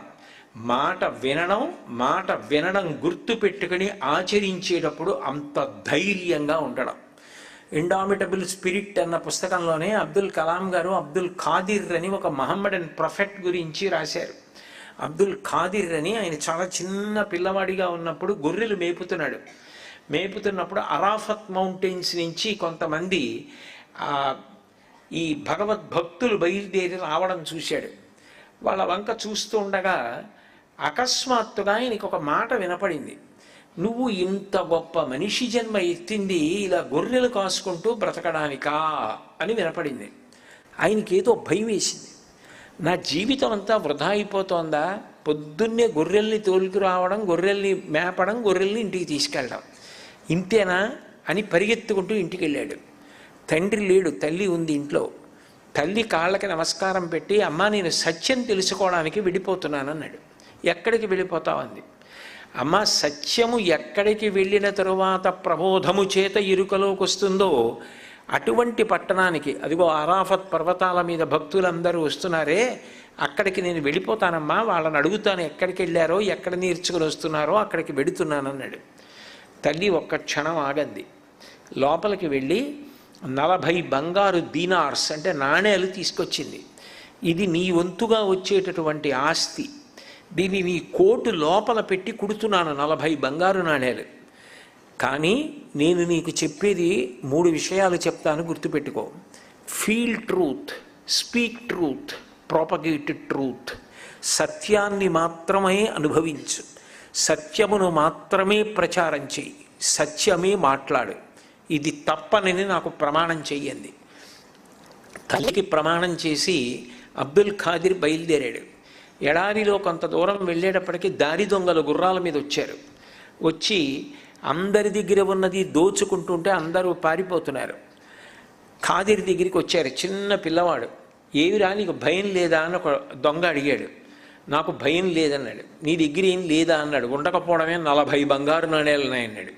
ఆ దొంగ పెద్ద నవ్వు నవ్వి, వేలడంత లేవు, నీ దగ్గర 40 బంగారు నాణేలు ఉన్నాయా అని వెళ్ళిపోయాడు. ఇంకో దొంగ వచ్చి అడిగాడు. మళ్ళీ ఇదే చెప్పాడు అబ్దుల్ ఖాదిర్. ఈ పిల్లాడు ఏదో పిచ్చున్నట్లుంది, వీడి దగ్గర 40 బంగారు నాణేలు ఏమిటని నవ్వివాడు వెళ్ళిపోయాడు. దొంగల నాయకుడు వచ్చాడు. వచ్చి పిల్లవాడు ఎవడరా భయపడకుండా ఒక్కడే నిల్చున్నాడు, అందరూ పారిపోయారు ప్రయాణికులు, వీడు ఎందుకు ఇలా నిలబడ్డాడని అడిగారు. అడిగితే ఆ ఇద్దరు దొంగలు వచ్చి వాడిని అడిగామండి, వాడి దగ్గర 40 బంగారు నాణేలు ఉన్నాయని చెప్తున్నాడు, ఈ వయస్సులోనే వీడు ఇన్ని అబద్ధాలు చెప్తున్నాడు అన్నారు. అంటే దొంగల నాయకుడు గుర్రం మీద వచ్చి అడిగాడు, ఏవిరా నీ దగ్గర 40 బంగారు నాణేలు ఉన్నాయా అన్నాడు. ఉన్నాయి అన్నాడు. నిజమా అన్నాడు. నిజమే అన్నాడు. ఏవి అన్నాడు. కోటు విప్పించి లోపల చూడండి అన్నాడు. 40 బంగారు నాణేలు కుట్టున్నాయి. ఒరే మీ దొంగలనరా, నువ్వు చూసావు కదా వీళ్ళందరినీ దోచుకున్నావు, అందరూ పారిపోయారు కదా, నీకు బుర్ర ఉండాలి కదా, ఇది చెప్తారా మాతో 40 బంగారు నాణేలు ఉన్నాయని, ఇప్పుడు మేము ఇవన్నీ తీసేసుకుంటే అన్నాడు. అంటే అబ్దుల్ ఖాదిర్ అన్నాడు, మీరు తీసుకోవడమే కాదు నన్ను చంపేసినా నేను ఇదే చెప్తాను. మా అమ్మకి మాట ఇచ్చాను, మా అమ్మ నాకు ఒక మాట చెప్పింది, speak truth, propagate truth, feel truth. నేను నిజమే చెప్తాను. మా అమ్మ చెప్పిన మాట ఏది ఉందో అది నా గుండెల్లో నిలబడిపోయింది. నేను మా అమ్మ చెప్పిన మాటకు వ్యతిరేకంగా నేను ప్రవర్తించనన్నాడు. ఆ దొంగల సమూహపు నాయకుడు గుర్రం మించి దూకి ఆయన కాళ్ళ మీద పడ్డాడు. మిగిలిన దొంగలు పడిపోయారు. ఏడ్చి, మాకు చిన్నతనంలో నీలా చెప్పిన వాడు లేడురా, నీలాంటి వాడు మాకు చిన్నతనంలో కనపడలా, కనపడి ఉంటే మేము ఇటువంటి దిక్కుమాలిన వృత్తి ఎంచుకునే వాళ్ళం కాము, ఎంతమందిని బాధ పెట్టామో, ఇదంతా ప్రజలకు అప్పచెప్పేస్తున్నాం, మీ వెనక వచ్చేస్తున్నాం, మేమందరం కూడా మారిపోతామని అబ్దుల్ ఖాదిర్ వెంట వెళ్ళిపోయారు. వెళ్ళిపోయి వాళ్ళందరూ సత్పురుషులుగా మారిపోయారు. మాట వినడం అంత గొప్పది. జీవితంలో మంచి మాట వినపడినప్పుడు దాన్ని గుర్తు పెట్టుకుని ఆచరించిన వాడెవరో వాడు వృద్ధిలోకి వస్తాడు. మంచి మాట మాట్లాడిన వాడెవరో వాడు చరిత్ర తిరగ రాస్తాడు. అందుకని కేయూరాణి భూషయంతి పురుషం హారాన చంద్రోజ్వల న స్నానం న విలేపనం న కుసుమం నాలంకృతామూర్ధజ వాణ్యీకాసమలంకరోతి పురుషం యా సంస్కృతాధార్యతే క్షీయంతే కిల భూషణాని సతతం వాగ్భూషణం భూషణం. ఎన్ని భూషణములైనా సరే కాలంలో నశించిపోతాయి. నశించిపోకుండా కాలంలో ఇంకా గొప్ప కీర్తిని తీసుకొచ్చి ఆయన అన్ని మంచి మాటలు మాట్లాడతారని అంత కీర్తి తీసుకురాగలిగినది ఏదైనా ఉంటే వాక్కు ఒక్కటే. అది ఏ ప్రాణికి లేదు, ఒక్క మనిషికి ఉంది. మీరు చిన్నపిల్లలు చదువుకుంటున్నారు, ఇది బాగా జ్ఞాపకం పెట్టుకోండి. మాట మాట్లాడేటప్పుడు కఠినంగా మాట్లాడకూడదు, పరుషంగా మాట్లాడకూడదు, ఓర్పు నేర్చుకోవాలి. ఇతరులు మాట్లాడిన తిరగబడకుండా మనం నవ్వుతూ ఓర్పు పట్టినంత మాత్రం చేత మనకి వచ్చిన నష్టం లేదు. ఇతరుల మనసు మన మాట వలన ఖేదపడకూడదు.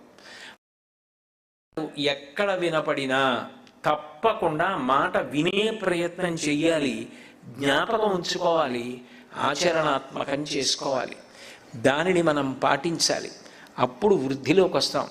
మీ అందరూ చదువుతో పాటుగా మంచి సంస్కారవంతులు కావాలని, ఆంధ్రప్రదేశ్ నుంచి వచ్చినటువంటి పిల్లలు అంటే ఎంతో సంస్కారవంతంగా ఉంటారు, వాళ్ళకి ఎన్నో మంచి గుణాలు ఉంటాయని ఒకరోజు భారతదేశం అంతా కూడా గర్వపడి ఆంధ్రప్రదేశ్ నుంచి వచ్చాడు అనేటప్పటికీ ఐఏఎస్ని సెలెక్ట్ చేసేటప్పుడు ఇక ఇతని కాంటాక్ట్ గురించి చూడక్కర్లేదు. అనేంత నీతి నిజాయితీలతో విలువలతో మీరు ప్రకాశించాలని మీకోసం తాపత్రయపడి పాఠశాల శాఖ వారు ఇంతంత పెద్ద పెద్ద సదస్సులు చేసి నిజానికి క్షణం ఖాళీ లేకుండా ఎప్పుడూ పని ఒత్తిడితో ఉండేటటువంటి ప్రముఖులు. ఈ ఆంధ్ర విశ్వవిద్యాలయానికి ఉపకులపతి అంటే ఎంత గొప్ప పేరు ప్రతిష్టలు, ఎంతో సరస్వతి స్వాధీనులు, ఎంతో జీవితంలో వృద్ధి ఇచ్చిన వారు, అంత క్రమశిక్షణ ఉన్నవారైతే అటువంటి పదవిలోకి తీసుకొస్తారు. అటువంటి వైస్ ఛాన్సలర్ గారు, ఆ కృష్ణారెడ్డి గారు, డైరెక్టర్ అధికారులు మీకోసం ఈ సమావేశాన్ని ఏర్పాటు చేసినందుకు మీరు గుర్తుపెట్టుకోవడానికి చాలా కష్టమైన విషయమో అనేక విషయాలు నేను ప్రస్తావించలేదు. నేను చెప్పినవి మూడే. మాట మనిషికే ఉంది. మాట అన్నది మాట్లాడేటప్పుడు చాలా సుకుమారంగా, అవతల వారు కష్టపడకుండా మృదువుగా మాట్లాడాలి. మంచి మాటలు ఎప్పుడూ విని జ్ఞాపకం పెట్టుకుని ఆచరించాలి. చెడు మాటలు విడిచిపెట్టేయాలి. వాటి గురించి పట్టించుకోకూడదు. అట్లాంటి వాళ్ళని ఆదర్శంగా జీవితంలో తీసుకోకూడదు. ఇది మీరు గుర్తుపెట్టుకోండి. ఇంతకన్నా మనిషికి ఉండవలసిన గొప్ప విలువ ఇంకొకటి ఉండదు. మీకు అటువంటి గొప్ప స్థితి కలగాలని, శారదామాత అనుగ్రహం చేత మీకు అటువంటి వాగ్వైభవం కలగాలని నేను మనస్ఫూర్తిగా సరస్వతీదేవి పాదములు పట్టి ప్రార్థన చేస్తూ ఈ ప్రసంగానికి ఇక్కడితో పూర్తి చేస్తున్నాను. స్వస్తి. ధన్యవాదాలండి. అద్భుతమైన ప్రవచనాల ద్వారా, అద్భుతమైన మాటల ద్వారా అందరిలోనూ నూతన ఉత్తేజాన్ని నింపిన ప్రవచన వాసపతి పెద్దలు శ్రీ చాగంటి కోటేశ్వరరావు గారికి హృదయపూర్వక ధన్యవాదాలు తెలియజేస్తున్నాం. అయ్యా, మీరు వస్తున్నారన్న విషయం తెలిసినప్పటి నుంచి అనేక మంది పిల్లలు ఎంతో సంతోషంగా, బహుశా మిమ్మల్ని టీవీలోనే చూస్తూ ఉంటారు. రీసెంట్గా ఏదో ఒక చలనచిత్రంలో కూడా మీ మాటల ద్వారా హీరో పరిచయాన్ని కూడా అనేక మంది పిల్లలు చూసి ఉన్నారు. సో మీతో మాట్లాడాలని, మిమ్మల్ని కొన్ని ప్రశ్నలు అడగాలని అనేక మంది విభిన్న పాఠశాలల నుంచి, విభిన్న జిల్లా పరిషత్ ఉన్నత పాఠశాల నుంచి చాలా మంది వచ్చారు. కానీ సమయాన్ని, మీ విలువైన సమయాన్ని దృష్టిలో పెట్టుకొని అందరికీ అవకాశం కాదు, కానీ కొంతమందికి కొన్ని పాఠశాలల నుంచి ఇస్తున్నాం. వారు వారి ప్రశ్నలు అడుగుతారు. జిల్లా పరిషత్ హై స్కూల్ బోయిపాలెం నుంచి వచ్చినటువంటి బి అక్షయ 9వ తరగతి చదువుతుంది. ఆమెకు మైక్ ఇవ్వండి అమ్మా.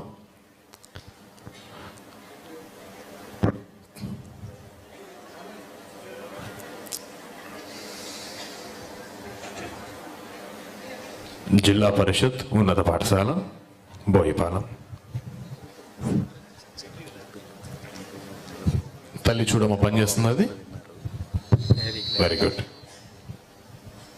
నమస్కారం గురువు గారు. నా పేరు అక్షయ. నేను జిల్లా పరిషత్ ఉన్నత పాఠశాల బోయిపాలెంలో 9వ తరగతి చదువుతున్నాను.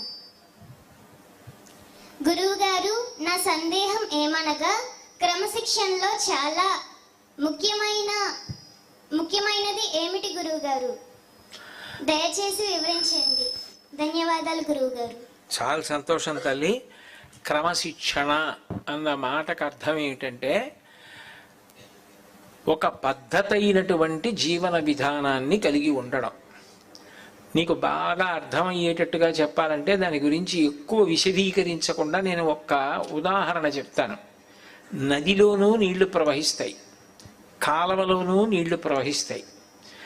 నదికి ఒడ్డు అన్ని చోట్ల ఉండదు.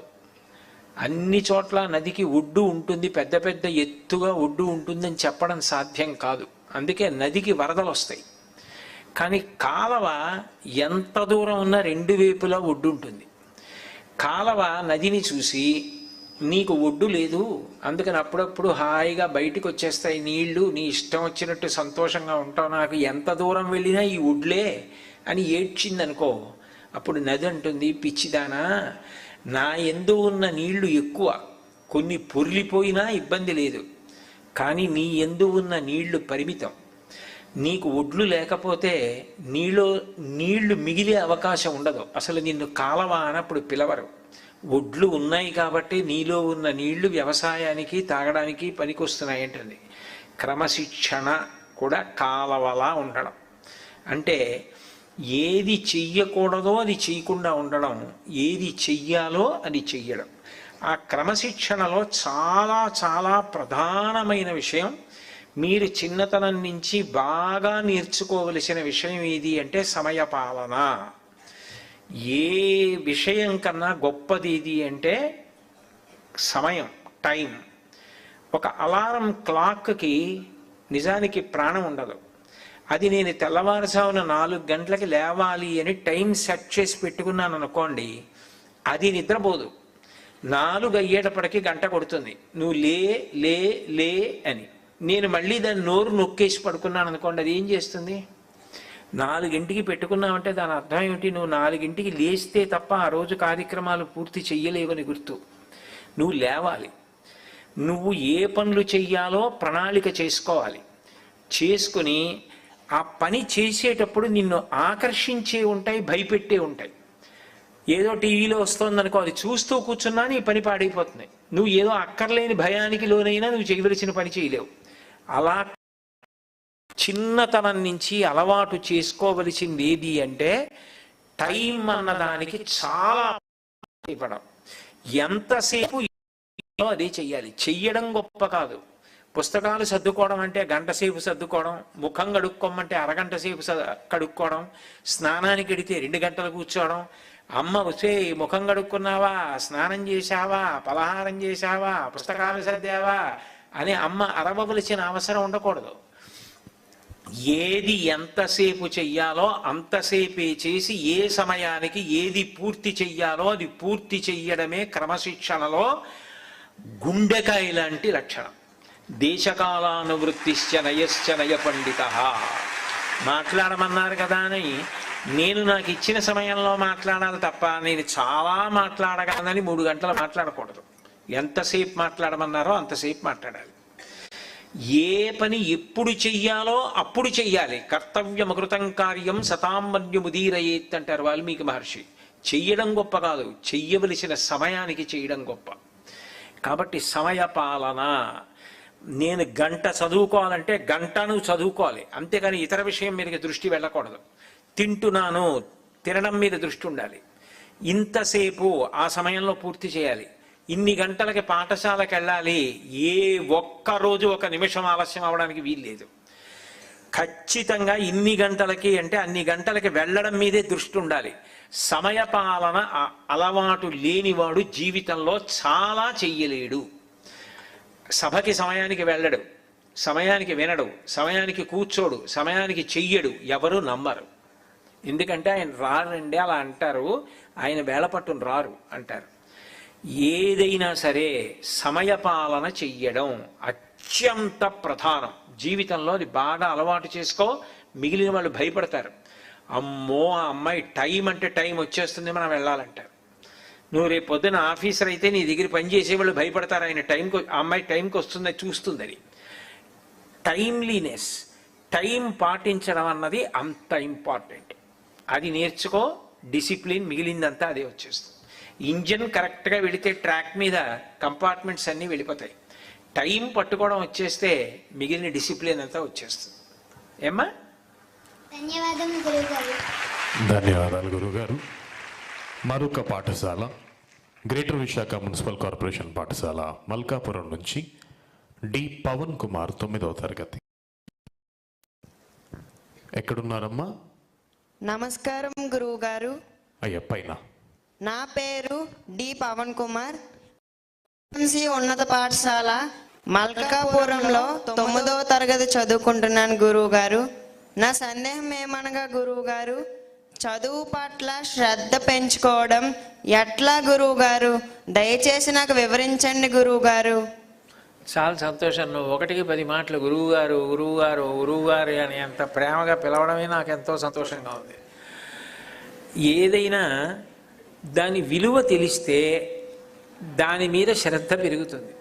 ఇప్పుడు నేను ఇంటికి వెళ్ళి నా ఉత్తరీయం అంటే ఈ మెడలో వేసుకున్నటువంటి తీసి దండం మీద పడేస్తాను, లాల్చీ విప్పి దండం మీద పడేస్తాను, పంచె విప్పి మడత పెట్టి హ్యాంగర్కి పెట్టేస్తాను. కానీ నా మెడలో బంగారం రుద్రాక్షలు ఉంటాయి. ఈ బంగారం రుద్రాక్షలు మాత్రం తీసేసి దండం మీద పడేయను. ఇవి మాత్రం చాలా జాగ్రత్తగా ఎవరికీ కనపడకుండా ఏదో ఒక సొరువు ఉంటుంది మా ఇంట్లో, ఆ సొరువు ఇంట్లో బాగా లోపల గదిలో ఉంటుంది, అంతేకాని వీధిలో అందరూ వచ్చి కూర్చునే గదిలో ఉండదు. బాగా లోపల నేను పడుకునే గది, ఎవ్వరూ రాని గది ఉంటుంది. ఆ గదిలో మళ్ళీ ఒక మూల, ఒక ఆల్మెరాలో సొరుగులు ఈ రుద్రాక్షలు పెట్టి పడుకుంటాను. రుద్రాక్షలు ఎక్కడుంటాయి అంటే అక్కడ ఉంటాయి. అంటే నిజంగా ఇప్పుడు నేను ఈ రహస్యం చెప్పేశానని ఎవరికి చెప్పకుస్మా, అక్కడ పెట్టి పడుకుంటాను. ఎందుకని? నా చెప్పుల కన్నా, నా ఉత్తరీయం కన్నా, పంచ కన్నా, లాల్చీ కన్నా రుద్రాక్షలు విలువైనవి. అవి బంగారంతో చేసినవి. ఆ రుద్రాక్షలు నేను ఎక్కడో చాలా గొప్ప ప్రదేశం నుంచి తెచ్చుకున్నవి. అందుకని వాటిని దాచుకుంటాను. దాని మీద శ్రద్ధ ఎందుకు ఏర్పడింది? దాని విలువ తెలిసింది కాబట్టి. చదువు మీద శ్రద్ధ ఎందుకు ఏర్పడుతుంది? చదువు విలువ తెలిస్తే. చదువుకున్న విలువ ఏమిటి అంటే, ఏ వ్యక్తి ఎంత అందగాడవని కాలంలో వృద్ధుడైపోతే అందమంత, కానీ నువ్వు ఎంత చదువుకుంటావో అది నీ. నేను ఇలా పోల్చానని అబ్దుల్ కలాం అందగాడా? మధ్యమాపిడి తీసుకుని జుత్తు అటు ఇటు దువ్వుకుంటారు. భౌతిక కాదు. చిత్రపటం లేని పాఠశాల ఉండదు. అబ్దుల్ కలాం గారి చిత్రపటం లేని విశ్వవిద్యాలయం ఉండదు. అబ్దుల్ కలాం గారి చిత్రపటం లేని కార్యాలయం ఉండదు. చాలా ఇళ్లలో అబ్దుల్ కలాం గారి ఫోటో ఉంటుంది. చాలామంది పిల్లల పుస్తకాల్లో అబ్దుల్ కలాం గారి ఫోటో ఉంటుంది. ఎందుకు ఉంటుంది? ఆయన భౌతికంగా అందగాడని కాదు, ఆయనేం సినిమా యాక్టర్ కాదు, కానీ ఆయన చదువుకున్న చదువు, ఆయన చదువుని ఈ దేశం కోసం ఉపయోగించినటువంటి రీతి, దాని వలన అంత పెద్దవారైపోయినా చిట్ట చివర గుండె నొప్పి వస్తోంది, శరీరం పడిపోతుందేమోనని అనుమానం వస్తున్న సందర్భంలో కూడా రాష్ట్రం మీద వంగిన ఆఖరి ఊపిరి కూడా ఈ దేశంలో పిల్లలకి ఏదో చెప్పాలని తాపత్రయపడి చెప్తూ జారి పడిపోయారే, అది కలాం గారి ఫోటోలు అన్ని ఇళ్లలో పెట్టుకోవడానికి కారణమైంది. చదువు మనిషి ఎంత ముసలివాడైపోయినా అంత విలువ తెస్తుంది. మోక్షగుండం విశ్వేశ్వరయ్య గారి ఫోటోలు ప్రతి ఇంజనీర్ ఎందుకు పెట్టుకుంటాడు? ఆయన పేరు మీద ఎందుకు అలా చేస్తారు? త్యాగరాజస్వామి ఏ అందగాడని త్యాగరాజస్వామి వారి ఫోటోలు పెట్టుకుని నమస్కారం చేస్తారు? లేకపోతే ముత్తుస్వామి దీక్షితారు వారో, శ్యామశాస్త్రి గారో, వీళ్ళందరి ఫోటోలు ఎందుకు పెట్టుకు పూజ చేస్తున్నారు? చదువు గొప్పది. చదువు ఎంత చదువుకుంటూ ఉంటే నీ రూపాన్ని అంత పెంచుతుంది. కాలం రూపం తరిగిపోయేటట్టు చేస్తుంది. చదువు పెంచుతుంది. విద్యానామనరస్య రూపమధికం ప్రచ్ఛన్నగుప్తం ధనం. డబ్బుంటే తెలిసిపోతుంది, చదువు ఎంతున్నా తెలియదు. అది దాచుకున్న ధనం అవసరమైనప్పుడు పైకి వస్తుంది. భూపసభాంతరాళమన పుష్కళవాక్యతురత్వ మాజి మహాపటు శక్తియున్ యశమునందనురక్తియు విద్యయందు వాంఛా పరివృద్ధియును ప్రకృతి సిద్ధగుణంబులు సజ్జనాళికిన్నంటాడు భర్తృహరి. సభలో మాట్లాడినప్పుడు ఆయన విద్య ఏమిటో అర్థమవుతుంది. ప్రచ్ఛన్నగుప్తం ధనం విద్యా భోగకరి. విద్య బాగా ఉన్నవాడు మంచి పదవిలోకి పెడతాడు. ఒక కలెక్టర్ అవుతాడు, ఒక వైస్ ఛాన్సలర్ అవుతారు, ఒక ప్రభుత్వం వాళ్ళకు ఒక కారు ఇస్తుంది, ప్రభుత్వం వాళ్ళకు డ్రైవర్ ఇస్తుంది, ప్రభుత్వం వాళ్ళకు భవనం ఇస్తుంది, ప్రభుత్వం వాళ్ళకు ప్రత్యేకమైన గది ఇస్తుంది, ప్రభుత్వం వాళ్ళకి అన్ని సౌకర్యాలు ఇచ్చింది. ఎందుకు వచ్చే ఈ భోగాలన్నీ? వాళ్ళు బాగా చదువుకున్నారు కాబట్టి. విద్యా భోగకరి యశస్సుఖకరి. కీర్తివంతుడు ఎవరవుతాడు? ఎవరు బాగా చదువుకున్నాడో ఆయన పేరు ప్రపంచవ్యాప్తంగా తెలుస్తుంది. లేకుండా ఎందుకు వస్తుంది కీర్తి? రమ్మంటే అంత కీర్తి ఎల్లలు దాటి ఇన్ని దేశాల్లో పేరు చెప్పగానే ఆయన అండి మహానుభావుడండి అని 2 చేతులు ఎత్తి నమస్కరిస్తారు. వివేకానందుడి పేరు చెప్తే ఎందుకు నమస్కరిస్తారు? ఎవరు బాగా చదువుకున్నారో వాళ్ళకి ఆ కీర్తి వస్తుంది. యశస్సుఖకరి విద్యా గురూణాం గురు విద్యా బంధుజనో విదేశగమనే. విదేశాలకు వెళ్ళినప్పుడు విద్యావంతుడిని చూడగానే గుర్తుపడతారు. నేనే ఒకప్పుడు నీకు ఒక ఉదాహరణకి చెప్తున్నాను, నా గొప్ప కోసం కాదు. ఒకప్పుడు నేను ట్రైన్ ఎక్కి నాకు టిఫిన్ తీసుకొచ్చారు ఎవరో, అది నా బెర్త్ మీద పెట్టుకుని వాళ్ళకి వీడ్కోలు చెప్పడం కోసం డోర్ దగ్గరికి వెళ్ళా. మళ్ళీ నేను వచ్చేటప్పటికి ఆ టిఫిన్ ఎవరో పట్టుకెళ్ళిపోయారు. తినడానికి లేదు, ఆకలి వేస్తోంది. హైదరాబాద్లో ఎక్కిన ట్రైన్ మళ్ళీ వరంగల్లో తప్ప ఆగదు. 2:30 గంటల తర్వాత కానీ ఆహారం దొరుకుతుందో లేదో తెలియదు. నకనకలాడిపోతున్నాను. ఎట్లాగరా భగవంతుడా అని వెళ్ళి కూర్చున్నాను. ఎవరెవరో గుర్తుపట్టి వాళ్ళు అరటిపండు వచ్చారు, వాళ్ళు ఇడ్లీ పెట్టారు. అయ్యో మీ పలహారం పోయిందా అని నా దగ్గర ఉన్న ఇడ్లీలు తింటే ఎన్ని ఉండేవో అంతకన్నా 10 రెట్లు పట్టుకొచ్చి పెట్టారు. ఏమిటి 4 ఉపన్యాసాలు చెప్పినందుకు. అటువంటిది బాగా నువ్వు రేపు చదువుకుంటే నువ్వు ఎక్కడికి వెళ్ళినా నీకు బంధువులే గుర్తిస్తారు. విద్యా బంధుజనో విదేశగమనే విద్యా పరంలోచనం. ఈ కంటితో ఎదురుగుండా ఉన్నదే చూడగలవు. విద్య అన్న కన్ను లోపల ఉన్న ఆత్మని కూడా తెలుసుకుంటాను. విద్యా పరంలోచనం విద్యా రాజసు పూజ్యతే. రాజులు కూడా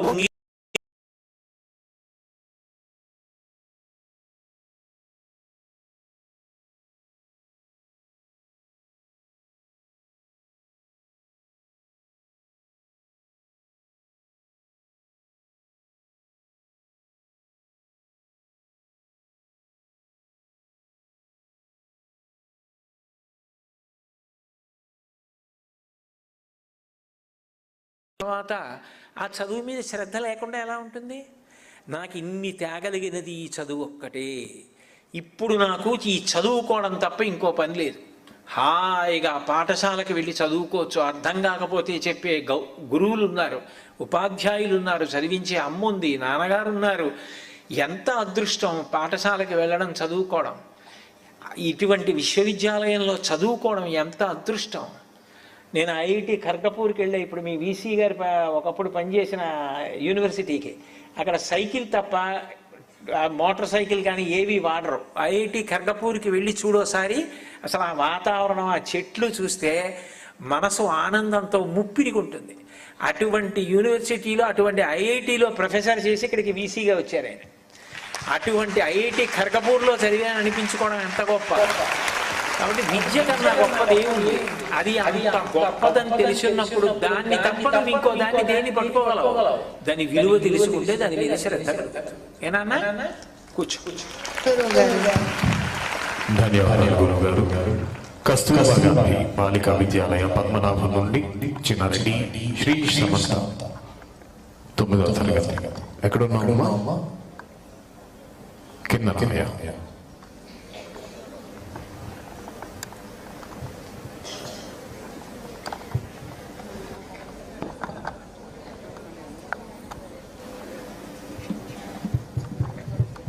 నమస్కారం గురుగారు. నా పేరు శ్రీ సమంత. కస్తూర్బా గాంధీ బాలికల విద్యాలయం పద్మనాభంలో 9వ తరగతి చదువుతున్నాను. గురుగారు, నా సందేశం ఏమిటంటే, సందేహం ఏంటంటే నాకు చెప్పేది. సందేహం అంటే నువ్వు అనుమానం అడిగేది. నా సందేహం ఏమిటంటే,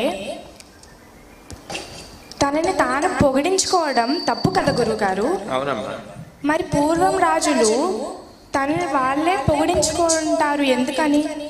నాకు కొంచెం వివరించగలరా గురుగారు? ధన్యవాదాలు గురుగారు. నువ్వు చాలా చాలా లోతైన ప్రశ్న, చాలా మంచి ప్రశ్న అడిగావమ్మా. పొగ కన్నా మనిషి ఇష్టపడేది లోకంలో బహుశా ఇంకే ఉండదు. ఎవరైనా పొగిడితే అంత సంతోషంగా ఉంటుంది. కానీ పొగడడానికి తగిన మంచి పనులు చెయ్యాలన్న ఉత్సాహం ఉండాలి. కానీ అదే పనిగా పొగిడించుకోవడం మంచిది కాదు. కానీ రాజులు పొగడ్డం కోసం అని చెప్పి 2 ఉద్యోగంలో పెట్టుకునేవారు. ఒకళ్ళని బందీ అనేవారు, ఒకళ్ళని మార్గది అనేవారు. వాళ్ళిద్దరినీ పెట్టుకుని వాళ్ళిద్దరికీ పని ఏమిటంటే రాజుగారి సభలోకి వస్తుంటే పొగుడుతూ ఉంటారు. ఎందుకు అలా పొగుడుతారు? ఎందుకు అలా పొగిడించుకోవడానికి ఉద్యోగం ఏంటి? వాళ్ళిద్దరికీ అదే పనిగా వాళ్ళు పొగుడుతూ ఉంటారు. మరి శాస్త్రానికి విరుద్ధం కదా. రాజు ఏం చేశారు అని మనకు అనుమానం వస్తుంది. అలా రాజులు ఎందుకు పొగిడించుకునేవారంటే, పూర్వకాలంలో రాజు అన్ని అధికారాలు పొంది ఉండేవాడు. ఆయన ఉరి శిక్ష వేయగలడు, ఎవరికైనా భూమి ఇవ్వగలడు. ఏది చేయాలన్నా రాజు శాసనానికి లేదు. అటువంటి రాజు సభలో వస్తున్నప్పుడు వంది నాగది ఈ ఇద్దరిలో ఒకరేం చేస్తారంటే, రాజు యొక్క వంశంలో పూర్వం వచ్చిన రాజుల్ని పొగుడుతారు. పొగిడి వాళ్ళ మాట ఎలా నిలబెట్టుకున్నారు, ఎంత బాగా పరిపాలించారు, ఎట్లా న్యాయం కోసం నిలబడ్డారు, అవసరమైతే కడుపున పుట్టిన కొడుకు తప్పు చేసిన వాడిని ఎలా శిక్ష వేశారు. రాజు యొక్క వంశంలో పూర్వరాజులు పొగుడుతారు. ఒకరు ఈ రాజు రాజ్యంలోకి అధికారంలోకి వచ్చినప్పటి నుంచి చేసిన మంచి పనులన్నీ పొగుడుతారు. ఎందుకు అలా పొగుడుతారంటే, రాజు వచ్చి కూర్చున్న తర్వాత నా వంశంలో పూర్వం ఇంతమంది మహానుభావులు పుట్టారు, నేను ఇప్పుడు సరిగ్గా ఉండకపోతే వాళ్ళందరి కీర్తి మాసిపోతుంది, ఆ వంశంలో ఇలాంటి ధూర్తుడు పుట్టాడంటారు. నేను ఇంత పూర్వం ఇన్ని మంచి పనులు చేసి ఇంత కీర్తి సంపాదించుకున్నాను, ఇవాళ రేపు ఎల్లుండి ఎప్పుడూ నేను అదే సంయమనంతో ఉండాలి, తొందరపడి ఏ నిర్ణయం చేయకూడదు. నేను ఒకవేళ నిర్ణయం చేసుకోవడంలో అనుమానం వస్తే మంత్రి పరిషత్తుని అడగాలి, తొందరపడకూడదు. నా కీర్తి పాడు కాకూడదు, నా పూర్వీకుల కీర్తి పాడు కాకూడదు అని రాజు తనకి తాను హెచ్చరిక పొంది జాగ్రత్తగా ఉండడం కోసమని అటువంటి వాళ్ళని ఇద్దరిని పెట్టుకుని తనని తాను సరి అయిన మార్గంలో నడిపించుకునేవాడు. అందుకొచ్చింది తప్ప కేవలం పొగిడించుకోవడానికి కాదు. పెద్దలు పొగిడినప్పుడు ఆశీర్వచనంగా తీసుకోవాలి, కానీ ఇక అదే పనిగా పొగిడించుకోవడమే ప్రయత్నంగా పెట్టుకుంటే అదొక మత్తు మందు లాంటిది. ఎక్కువైపోయిందనుకో చాలా ప్రమాదం, నాడీ మండలం దెబ్బతింటుంది. కానీ పొగడ్తలేని జీవితం అర్థం లేని జీవితం. ఎప్పుడో అప్పుడు ఏదో ఒక పొగడ్త పొందాడు అంటే అర్థం మంచి పని చేశాడు అని. ఇంకా నేను ఇట్లా ఎన్నో పొగడ్తలు పొందేలా బ్రతకాలని కోరుకోవాలి తప్ప ఏదో ఒక పొగడ్తే అందరూ అస్తమానం అలా పొగుడుతూ ఉండాలనేటటువంటి కాంక్ష పెట్టుకోకూడదు. పనులు చేసి పొగడ్తలు పొందుతూ ఉండాలి. అలా నాకు పెద్దల చాలని కోరుకోవాలి. ఏమ్మా? ధన్యవాదాలు గురుగారు. ధన్యవాదాలు గురుగారు.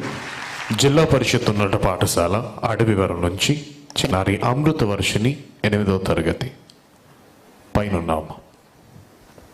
గురుగారు, నా పేరు అమృతవర్షిణి. నేను జిల్లా పరిషత్ ఉన్నత పాఠశాల అడివరంలో 8వ తరగతి చదువుతున్నాను. నాకు ఒక చిన్న సందేహం గురుగారు. అదేమిటంటే, మేము తప్పనిసరిగా ఎవరికి లొంగి ఉండాలి? దయచేసి తెలియజేయగలరు గురుగారు. అమృత పడాలి కాబట్టి నువ్వు అడిగిన ప్రశ్న చాలా మంచి ప్రశ్న అడిగావమ్మా. ఎవరికి లొంగి ఉండాలి అని అడిగావు. లొంగి ఉండడం అన్నది శోభనిస్తుంది. నేను ఒకసారి తిరుపతి గోశాలకు వెళ్ళాను. అక్కడ ఓ ఏనుగు కట్టేసి ఉంది ఇనప గొలుసులతోటి. అది పెద్ద పెద్ద అలంకారాల నామాలు అవి పెట్టుకుని ఉంది. నేను వాళ్ళని అడిగాను, ఇది ఏంటండి, ఇది కొండ మీద ఉండేదేమో కదా ఇక్కడ అన్నాను. ఇది కొండ మీద మొన్న స్వామివారి ముందు తిరుగుతున్నప్పుడు అకస్మాత్తుగా భక్తుల మీదకి వెళ్ళి ఇది వినలేదు, లొంగలేదు, అందుకని కిందకి దింపేశాం. రాష్ట్ర ప్రభుత్వాలకు ఉత్తరం రాస్తాం, ఏ రాష్ట్ర ప్రభుత్వం అడిగితే అక్కడికి తీసుకెళ్ళి అరణ్యంలో దీన్ని వదిలేస్తామండి మళ్ళీ అన్నారు. ఎక్కడో అరణ్యంలో పుట్టి తిరుమల కొండ మీదకి వచ్చి వెంకటేశ్వర స్వామి వారి ముందు ప్రతిరోజు ప్రదక్షిణంగా ఆనందనిలయానికి తిరుగుతున్న ఏనుగు ఒక్కరోజు మావటి మాటకి లొంగని కారణానికి దాన్ని దింపేసి పంపించేస్తున్నారు అడవికి. మరి మనిషి తప్ప తీరవలసింది ఎవరి? తన ప్రాణమైపోతున్నా తన బిడ్డ అభివృద్ధి తప్ప స్వార్థమన్న మాట కించిత్ లేనటువంటి వాళ్ళు ఇద్దరు ఉంటారు. ఇందులో మొట్టమొదటిది ఎవరు అంటే తల్లి. బిడ్డని కంటున్నప్పుడే తను చనిపోతుందో తను బ్రతుకుతుందో తనకి తెలియదు. అయినా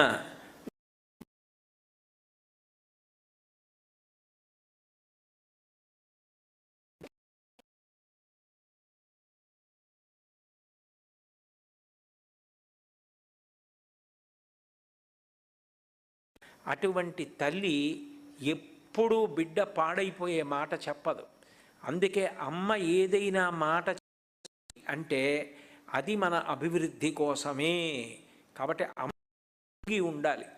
అమ్మని ఎదిరించడం, అమ్మ చెప్పింది చేయకుండా ఉండడం ఎప్పుడూ ఉండకూడదు. నేను తరచుగా చెప్తూ ఉంటాను, అసలు నిజంగా చెప్పాలి అంటే ఏది అమ్మకి మనం చెప్పడానికి సిగ్గుపడతామో ఏది అమ్మతో మనం చెప్పలేమో అటువంటి పని జీవితంలో చెయ్యకూడదు. ఇది నేను మా అమ్మకి చెప్పుకోలేను, ఆ పని చెయ్యవద్దు. తెలిసో తెలియకో చేశావు, అమ్మకి చెప్పకుండా ఉండవద్దు. అమ్మ కన్నా క్షమామూర్తి, అమ్మ కన్నా దయాశీలి, అమ్మ కన్నా ప్రేమైకమూర్తి లోకంలో ఉండదు. నేను నిజం చెప్తున్నా. మీరు తప్పు చేస్తే మీకన్నా ఎక్కువగా ఏడ్చే వ్యక్తి ఈ లోకంలో ఎవరైనా ఉంటే మీ అమ్మగారు ఒక్కరే. మీరు ఎక్కడ పాడైపోతారో, మీరు ఎక్కడ వృద్ధిలోకి రారో, మీకు ఏ ప్రమాదం జరుగుతుందో అని ఏడ్చి ఏడ్చి ఏడ్చి కృషించిపోతుంది అన్నం కూడా తినకుండా. అమ్మ అంటే రాశీభూతమైనటువంటి ప్రేమ. ప్రేమని కుప్పపోసి ప్రాణప్రతిష్ఠ చేస్తే అది అమ్మ. అటువంటి అమ్మని మోసం చేయడం, అమ్మకి చెప్పకూడని పనులు చేయడం కన్నా అన్యాయమైన విషయం లోకంలో ఇంకోటి ఉండదు. కాబట్టి అమ్మకి లొంగి ఉండాలి. 2 నాన్నగారు ఎంతో కష్టపడి తాను సంపాదించుకున్న డబ్బంతా కూడా పిల్లలు వృద్ధిలోకి చదువుకుంటున్నారంటే అంత సంతోషంగా ఖర్చు పెట్టేస్తాడు. ఆ బిడ్డ నేను తండ్రిని అని ఆనందపడిపోతాడు తప్ప ఏ తండ్రి కూడా రేపు పొద్దున మీరు ఎంత పెద్ద ఉద్యోగం చేస్తున్నా, మిమ్మల్ని పెంచాను, పెద్ద చేశాను, నాకు కారు ఇవ్వండి, నాకు అది ఇవ్వండి అని అడగడు. మీరు వృద్ధిలోకి వచ్చారని పొంగిపోతాడు తండ్రి. తండ్రి సాక్షాత్ భగవత్ స్వరూపం. అటువంటి తండ్రి ఏదైనా చెప్పారు అంటే మీ వృద్ధి కోసమే. తండ్రికి లొంగి ఉండాలి. 3 గురువు.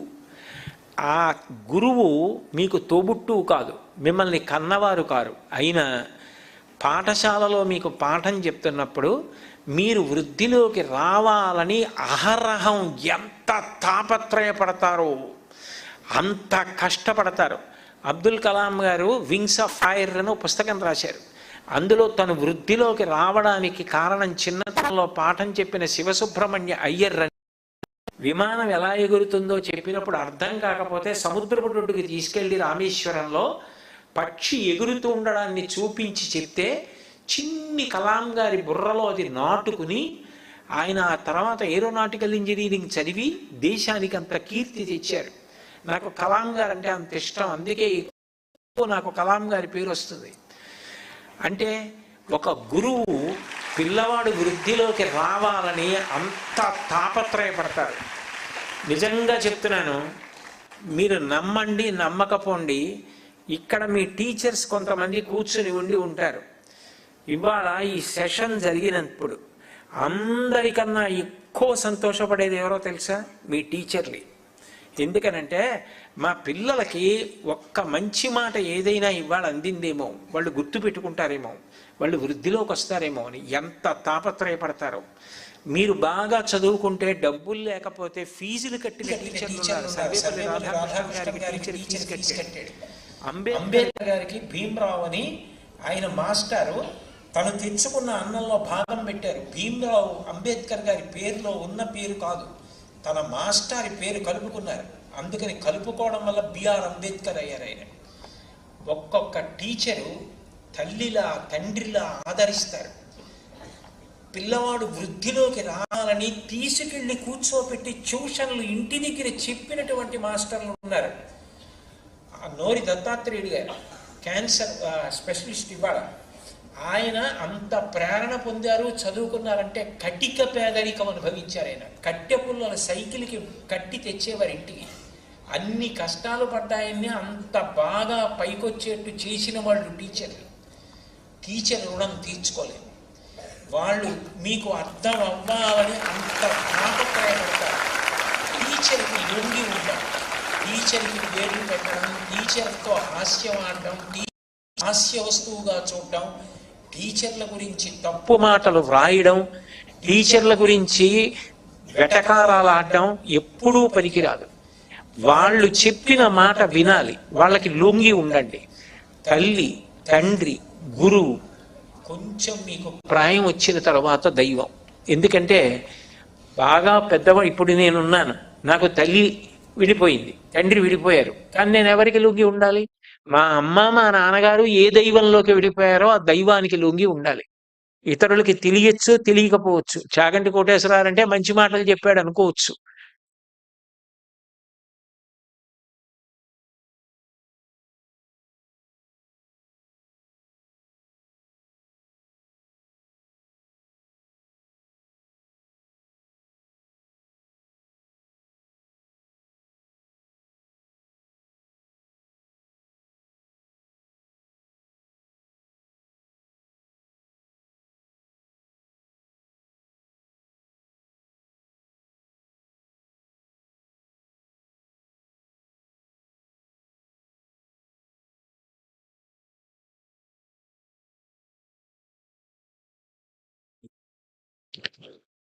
ధన్యవాదాలు గురుగారు.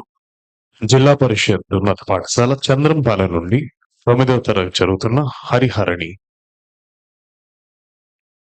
ఎక్కడున్నావు అమ్మా? హరిహరణ్. హరిహరణ్. ఓకే.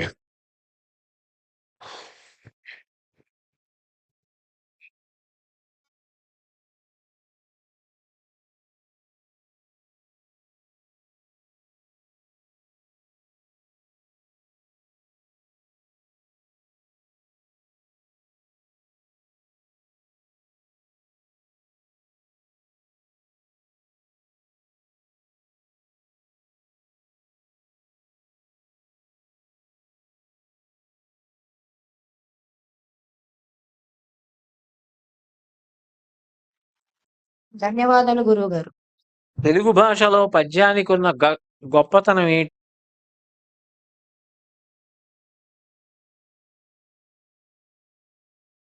గుర్తులుంటే అదంతా గుర్తు పెట్టుకోవడం కష్టం. ఛందోబద్ధమైన పద్యం 4 మాటలు చదివితే నోటికి వచ్చేస్తుంది.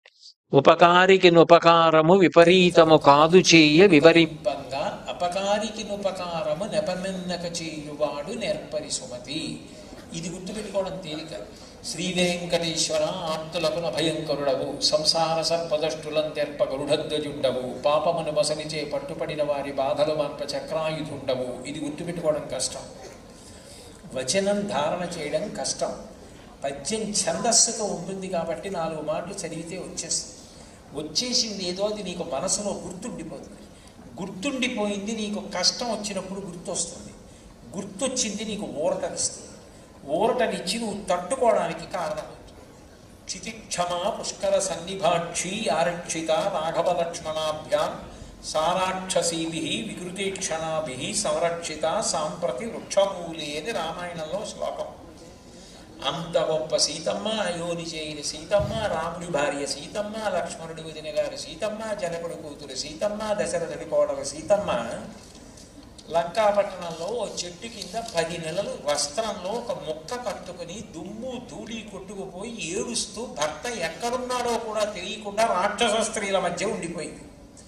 ఈ శ్లోకం నీకు గుర్తుందనుకో, నీకు ఏదైనా కష్టం వచ్చిందనుకో, రిజర్వేషన్ దొరకలేదు, జనరల్ కంపార్ట్మెంట్లో వెళ్ళవలసి వచ్చింది, చాలా బాధగా అనిపిస్తుంది. ఈ శ్లోకం గుర్తొచ్చిందనుకో, సీతమ్మ పడ్డ కష్టం కన్నా నాదేం కష్టం కాదు, చాలా తేలిక.